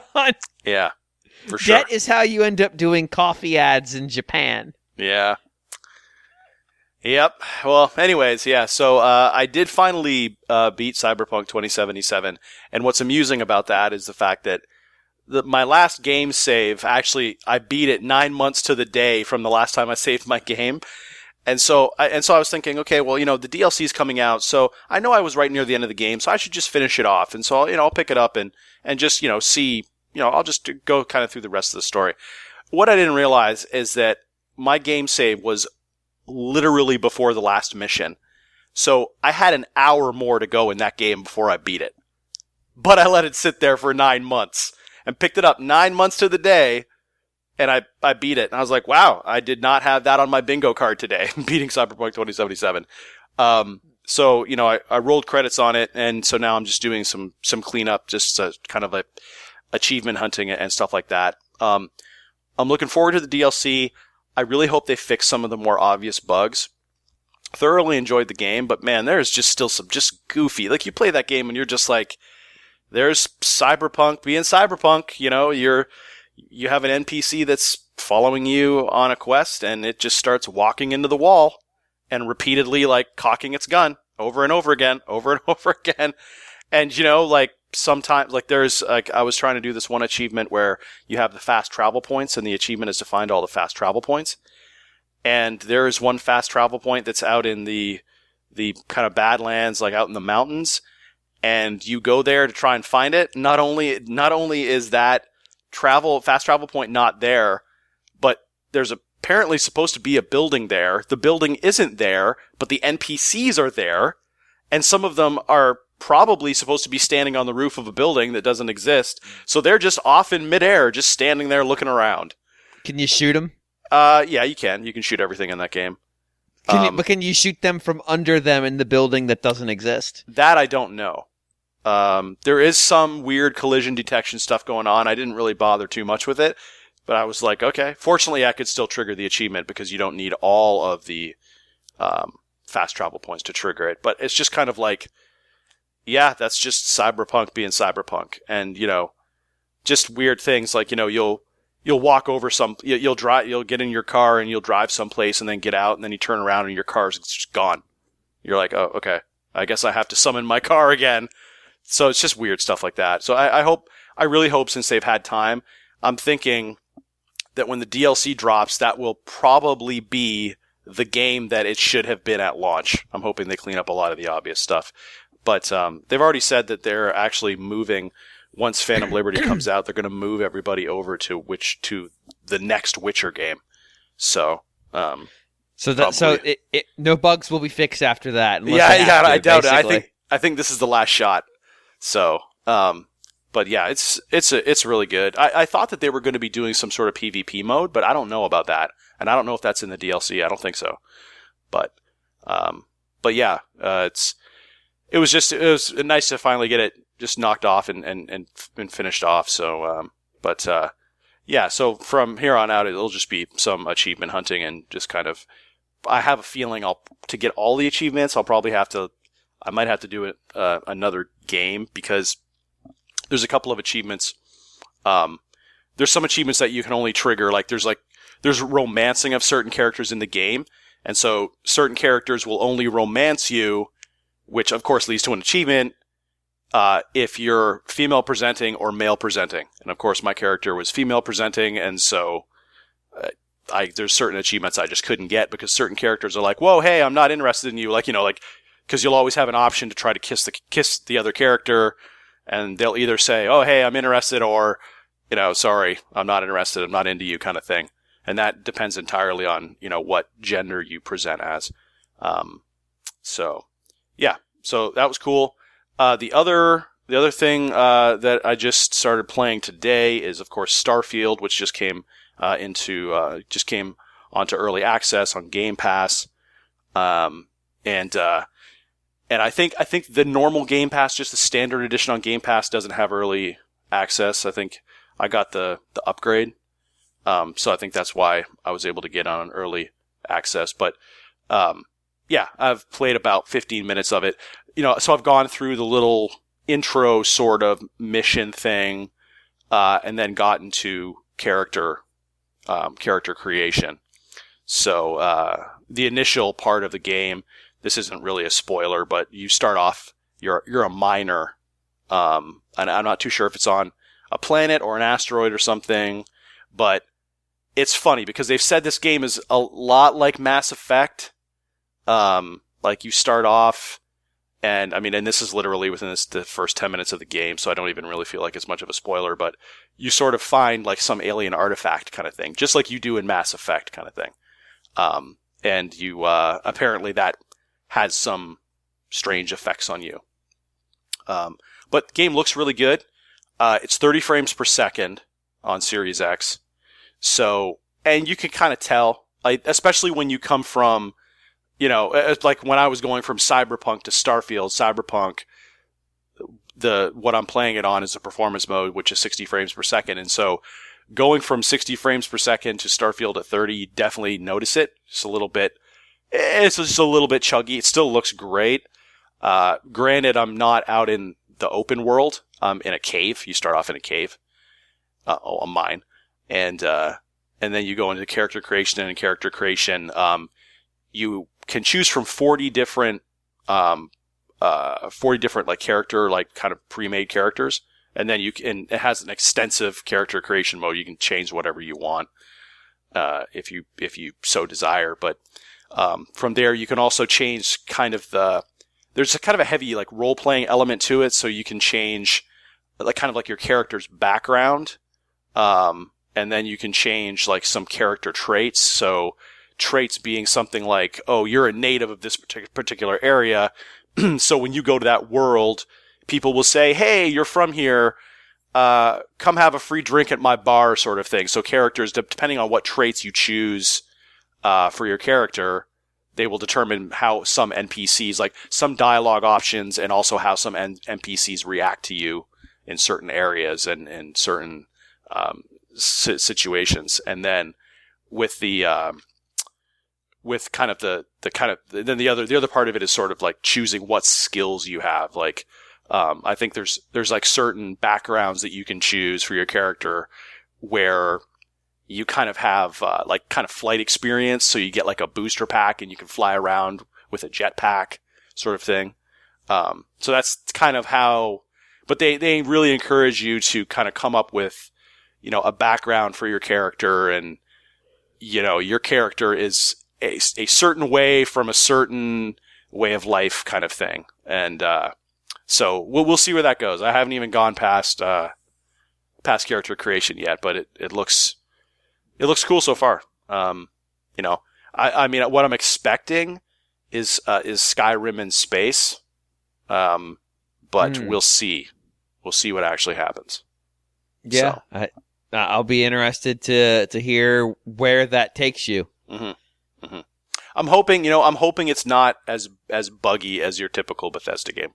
Yeah, that's why I'm going to give it a minute. I'm just going to give it, I'm going to see what people are feeling, because reviews are good. Yeah. But, Bethesda games. If I were to guess, I haven't looked at Metacritic yet, but if I were to guess, I would say this game is probably like an 88. 87. Yeah. There you go. Like, reviews are good, but, sometimes the real whack shit doesn't show up until it gets into the hands of millions of players. Exactly. Yeah. Plus, like stuff that's not necessarily bugs, but that are quality of life improvements. Like I just listened to Remap Radio, a podcast. Like they had they were just beginning the game, and they were like, it kind of feels like they're waiting for modders to just iron out all these, these things that are kind of annoying. One thing that they mentioned was that, like, you go to a planet or you're in space. If it's not been terraformed, you need to be in your spacesuit. When you want to walk around with the costume that you decided to have for yourself, like you've been buying outfits or whatever, you have to change that manually. And so versus the game just knowing you're going into a spacesuit environment, put it on. Right. Yeah. But the game does change your party, like the people who are with you. They all change automatically. It's just you that you have to manually just so you get can just the helmet walk off. out the airlock and get fucking killed. Yeah, well, they do warn you, but then, like, if you're in space and you want to just, like, toy around, like, if you want to switch, I think that maybe there's more than one spacesuit. If you want to switch spacesuit elements, you go into your menu, you switch one helmet for another or something, you're going to get, like, a warning sound, like, you can't do that, you're in space. Mm-hmm. But it's not like you see the animation of your guy taking off his helmet and putting on a new one, like it's kind of automatic as you... I applaud this realism where for a period of time the helmet was off, and even though we didn't see it, it must have happened invariably. Right. So yeah, that kind of stuff that you feel like they're probably going to relent, like like or there's like some mod that's going to change it. Like, yeah, you don't actually have to, yourself change every part of your outfit every time that you go to a planet that hasn't been terraformed. But we're going to call it the unrealism mod. It just ruins the game for you. It's another thing that they were saying is that, yeah, like the 30 frames per second on Xbox, you do get used to it. But what they were saying is that what you might not realize is that on PC, like not only you can get a higher frame rate, but the game looks a whole lot better. Yeah.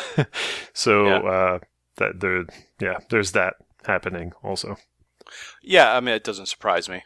I mean, there's no boundaries to how good you can make any game look on PC. So, but right. Hopefully they optimize it a bit more for Series X. That would be nice. Yeah. Yeah. So yeah, I'm interested to see where it goes before I mean, granted, it's on Game Pass, before I don't pay for it.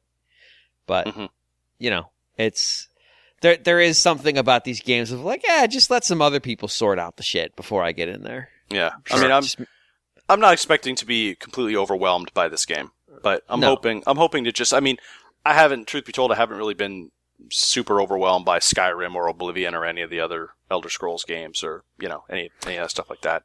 Yeah, I was thinking maybe this is the time to get into Morrowind. Yeah, no, this is Daggerfall. Daggerfall is more your speed. People love Morrowind. People love that game. People still play and still mod Morrowind. Yeah, like that game. That game is often brought up as the best Elder Scrolls game. So, which is why you should play Daggerfall. All right. Because if you play Morrowind, it'll ruin Daggerfall for you. So you and John, how many copies of Daggerfall do you have? At least two. I think I only have one of Daggerfall. I think I only have one of Daggerfall, and I believe the first one is Elder Scrolls Arena. Yes. I think I probably only have those on GOG.com. So if you are listening to the show, buy John as many digital codes for Daggerfall as you can possibly find. I'll take them. I know at some point if you downloaded the Bethesda's launcher or whatever it is, like it's a Steam wannabe or they would give you Daggerfall. There you go. So send John physical copies of Daggerfall. Burned to very legitimate CDRWs. Original only. They have to be from the early 90s. That's it. And floppy dicks. Yeah, floppy dicks. Yeah. Yes. That is a Daggerfall, if you're asking me. All right, well, I'm going to go next before this devolves into more penis jokes. Last week I talked about that I was playing the .hack GU last Recode collection, that I was in the first game and I was a handful of hours in. I wanted to see what the transition looks like, so I beat the first game. It took me about 18-ish hours to get through it, so not super long. And I pretty much saw everything. I think there's like a couple hidden quests that require you stand around for like 20 minutes to make an enemy spawn. It only spawns in certain random places, and it's just a pain in the ass. That it's not totally random. Like there are hints in like emails and forum posts on how to make it happen, but I didn't want to fuck around with that shit. And I was curious, like, how does it transition over? So you go to the new game. So like it says that I've cleared game 1, go back to the main menu, go to game 2, and it basically just says like, do you want to load your save from game 1? And I was like, yeah, do it.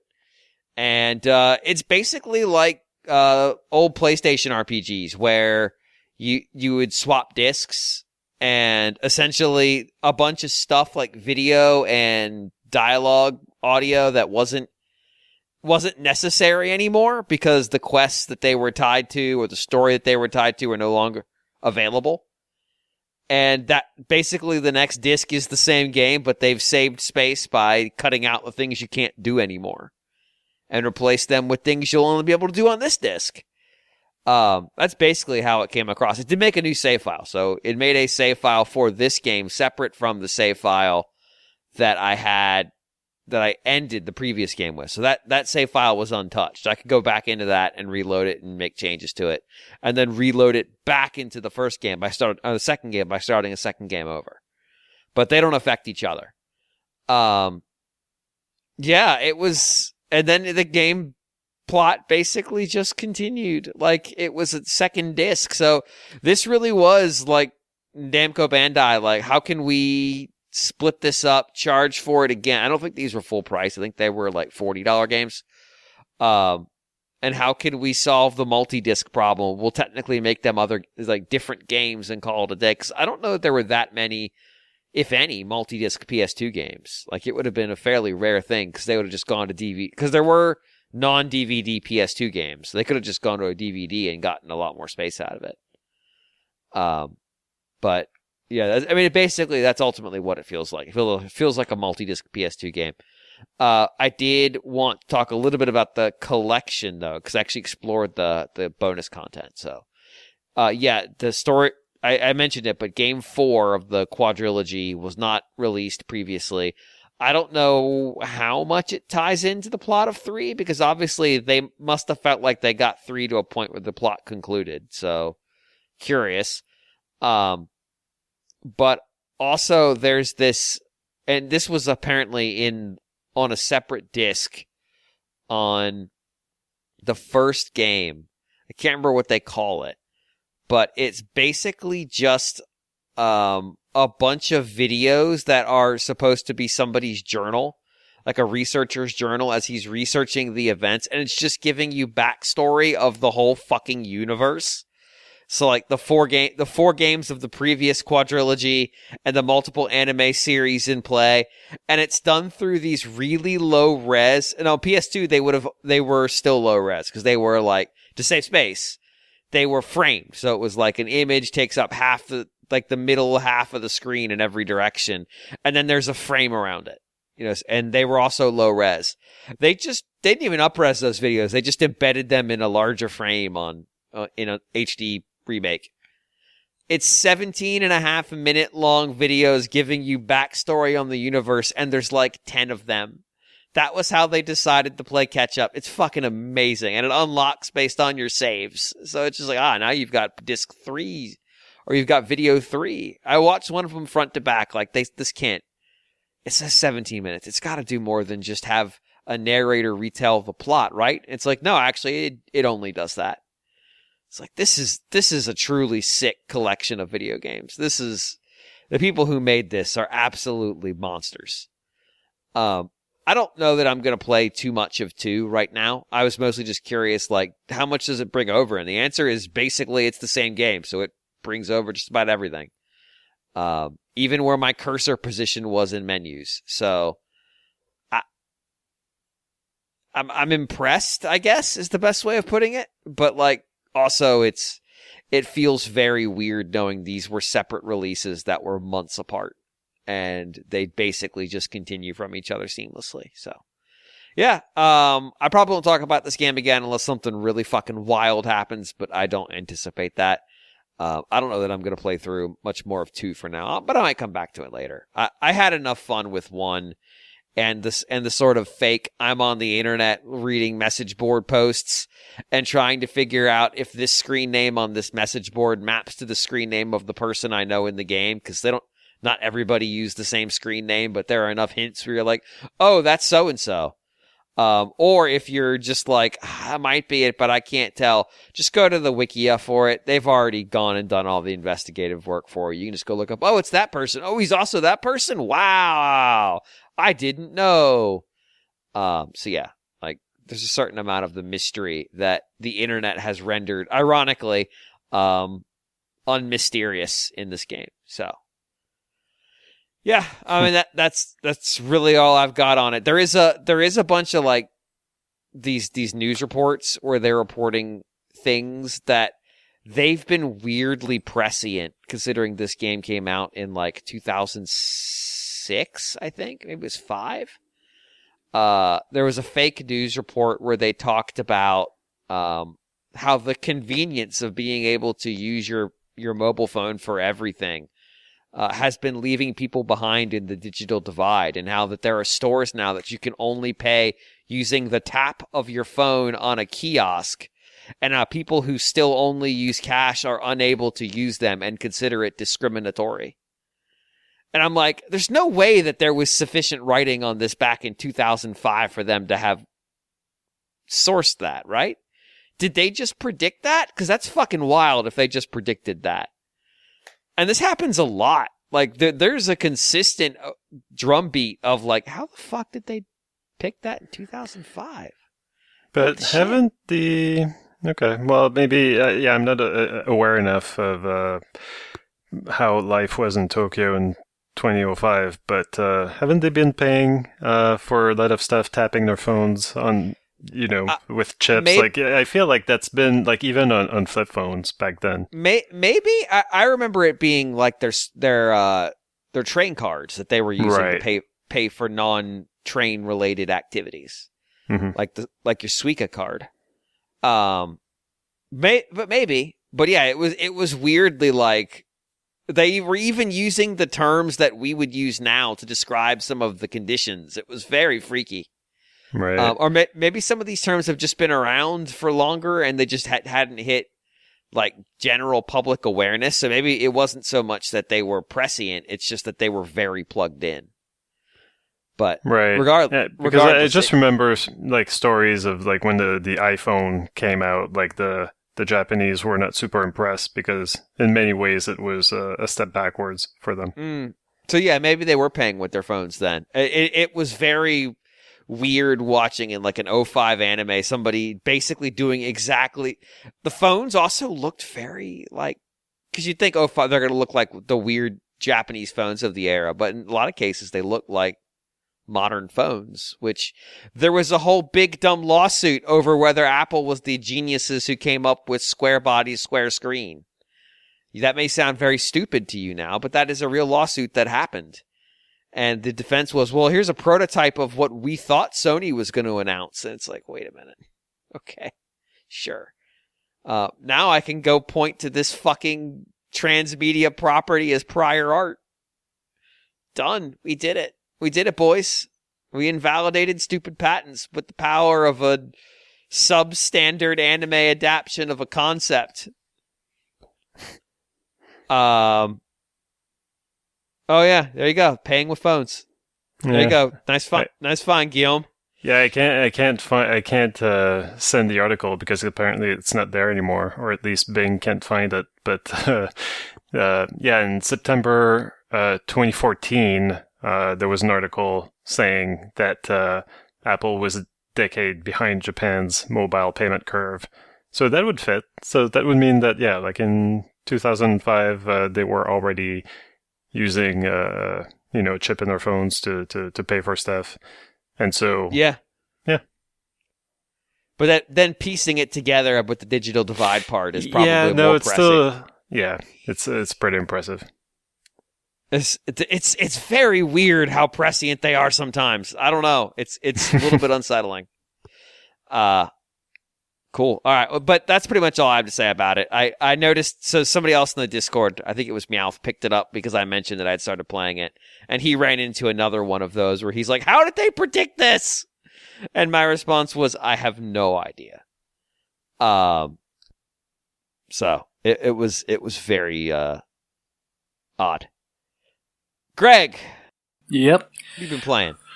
Well, so obviously, as we discussed last week, Excitebike 64 did come out, so I just had a little bit of time with it this week, just to kind of reacquaint myself. I was reminded of, from a previous occasion when I played a bit of this, just like the tutorial which you don't need to have played it to like start the kind of like season mode or whatever on the lowest difficulty, but obviously it's kind of natural to try it out, get yourself acclimated to the controls. So I was reminded, based on a previous experience, like they really have this kind of like tests of okay, we show you how to kind of do a turbo off kind of a slope in the track to get enough air to kind of get over the hump and land properly and corner properly, all these various things. And then it's like, okay, here's a little test to see if you can do it properly in enough quickly enough that you kind of deem to be proficient at it. And it's quite tight. Like it's quite like you do genuinely have to do it relatively well to kind of clear it. So that was a reminder of the fact that it is very much not the kind of like Excite truck. And right. Excite Truck and Excite Bots that came obviously much later from different developers. So it's not a particular reason why they should be that similar. But that was very arcadey. Obviously it had certain, things in common, that hence the use of the branding in terms of like, using turbo and fair emphasis about, kind of going off like, kind of slopes and landing properly and all that. But that game is so very kind of arcadey. Whereas this is more kind of, again, different developer because this was left field, as opposed to like a Nintendo internal thing. Right, it was. But it's much more in the kind of wave race kind of ballpark of something that that feels a little bit like, obviously in that case, it was the kind of physics for the time felt relatively accurate, that it was going for something that was somewhat realistic. Although clearly, that had quite a lot of an arcade sort of flavour to it as well. With this, maybe even a little bit more kind of on the sort of technical side for kind of controls and everything. There's quite a lot of inputs and so it is kind of important to get down with the tutorial and, understand how everything works and stuff. And certainly it can be, relatively sort of harsh, like if you do collide with another racer and then you kind of take quite a while to recover and stuff. It's not the easiest to catch up again, like relative to something like Excite Truck anyway. So definitely will require me spending a bit more time with it for to get any kind of level of proficiency. But it's reading the kind of reviews that have popped back up with it being released on the expansion pack and all that. Forget it was very full featured. Things like a track editor, sort of mimicking an element from the original Excitebike there, and actually having the original Excitebike in it, and having this like soccer mode, which I guess almost could be like regarded as foreshadowing something like Rocket League. Like it did try to avoid being something that felt like a kind of bare bones arcadey but a home game kind of feel by putting as much stuff into it. And it did. I think it reviewed pretty well back then. I mean, I didn't get it, but I can remember reading reviews that were very complimentary of it. I just think it was quite late for the N64. So, it was. I don't know, that many people actually played it. So it's probably one of these things that's maybe, perhaps more on the underappreciated side than it is on the underrated side. Because it's kind of one of these things. I do think it was quite well thought of. It just, people weren't playing N64 in great numbers by that time. So I remember it being one of the last games in the demo kiosk at my store on the right. N64. It was, I think, maybe in some territories an 01 game.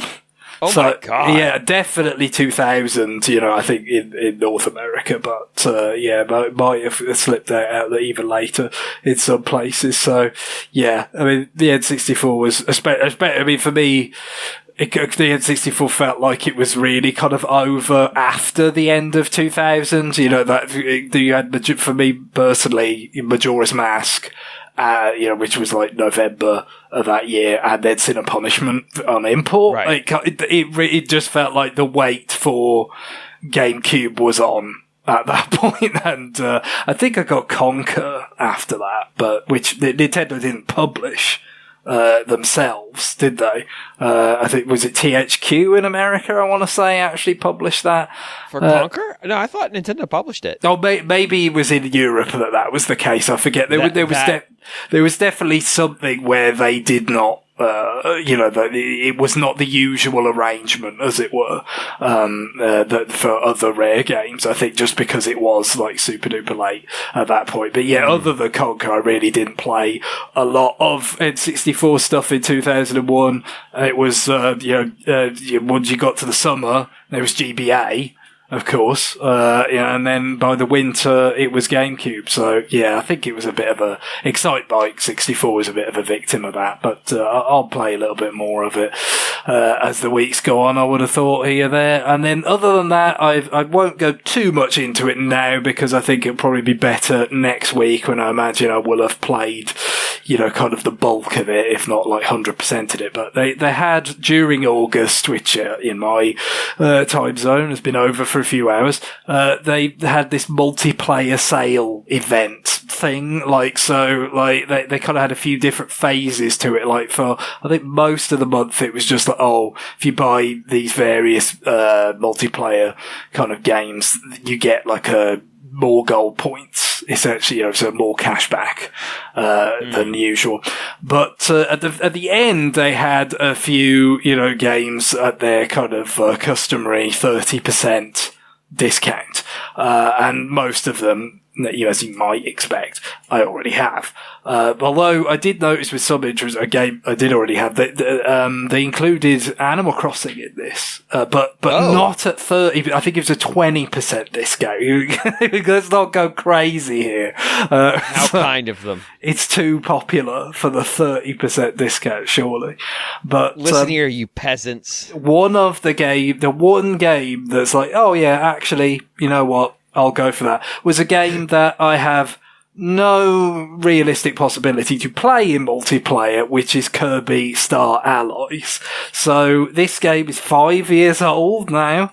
Oh my God. Yeah, it just kind of passed me by a bit. I'm sure I spoke about like playing the demo, I remember just playing it now, like the first world or whatever. It was like, oh yeah, I remember playing this in the demo, so I played the demo, but just didn't get around to the game. And again, that's the thing, at a certain point, you kind of, oh well, it's older now, so I'll wait to get it, on sale. I assume I can only imagine it's been on sale probably a few times over 5 years. It has been. It's one of those things where I guess you got to feel like you're in the mood to play it, or there isn't other things in the sale that kind of catch your eye more. So here we are 5 years later, and I'm finally kind of getting around to it because I've got quite fond of the kind of side-scrolling Kirby games. Obviously enjoyed Forgotten World or whatever it is, Land, the 3D sort of take on the concept last year. But yeah, I was, I think early in the year I replayed, Robobot on 3DS, which is great. I mean, that's still my favourite of that brand of Kirby game. And I guess that was the thing with, Star Allies is I think it did kind of, it's not that it reviewed poorly, but I think you could detect a little bit of a sentiment amongst quite a few of the reviews that sort of spoke to the idea of, yeah, it's probably not as good as Robobot, especially if you're not going to be able to capitalise on its multiplayer nature, because that is quite a lot of the desire, the idea of you've got all these, you've got 4-player simultaneous play based on, the various recruiting the enemy characters essentially and their corresponding abilities, and people could kind of switch among them. So yeah, that kind of probably contributed to the fact of do I need to get this now? Maybe not. But obviously earlier this year you also had the port of the Kirby's Return to Dreamland game from Wii to Switch, which I was a little bit tempted by because I remember enjoying that game on Wii. Actually, back then I did get to play it a little bit multiplayer, which was somewhat fun, and it's got some new stuff as well for the Switch version. But I did. At that time, I also think, like, it'd be a bit silly for me to play this game that's mostly stuff that I've already played when there's this other Kirby game on Switch, which is entirely new to me.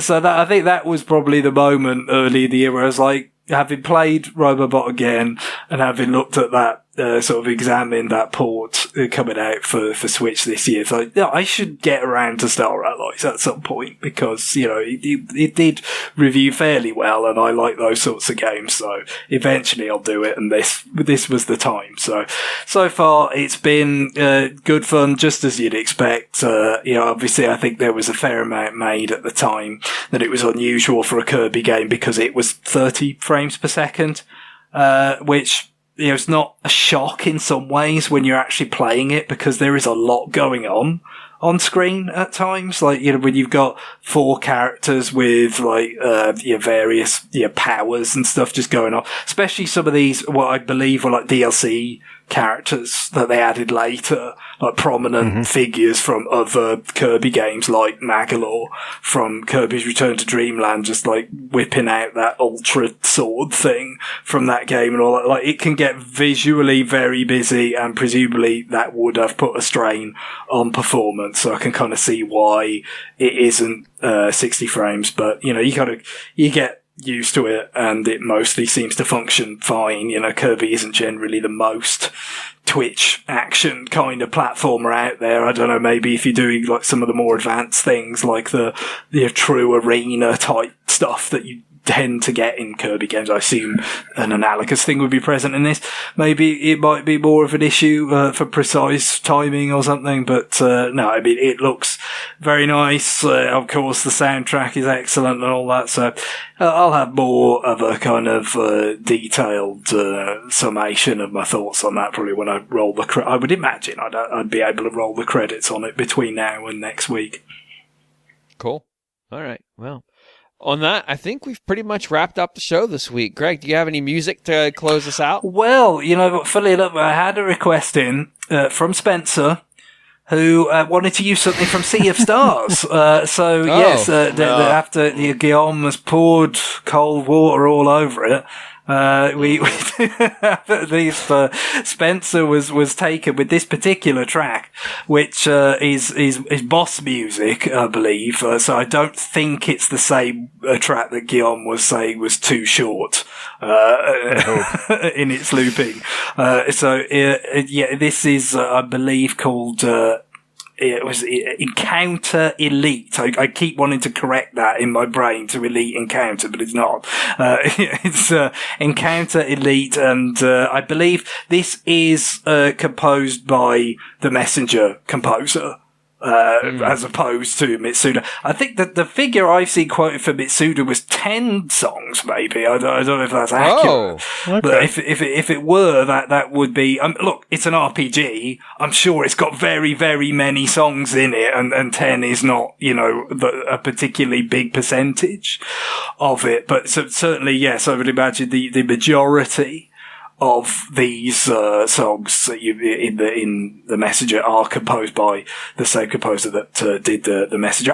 It's one of these things. I feel like you can hear it a bit in this song that Spencer's requested, but also it's just like, well, your mind knows that it's the same developers and stuff, so you're just kind of looking for it.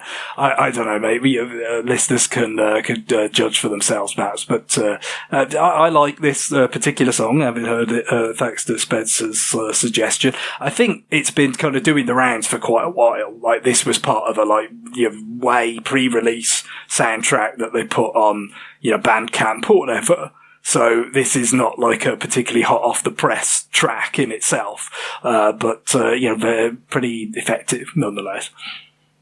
Cool. All right. Well, on that, it is time for us to go. Bye, everybody. Later. Bye. Bye-bye.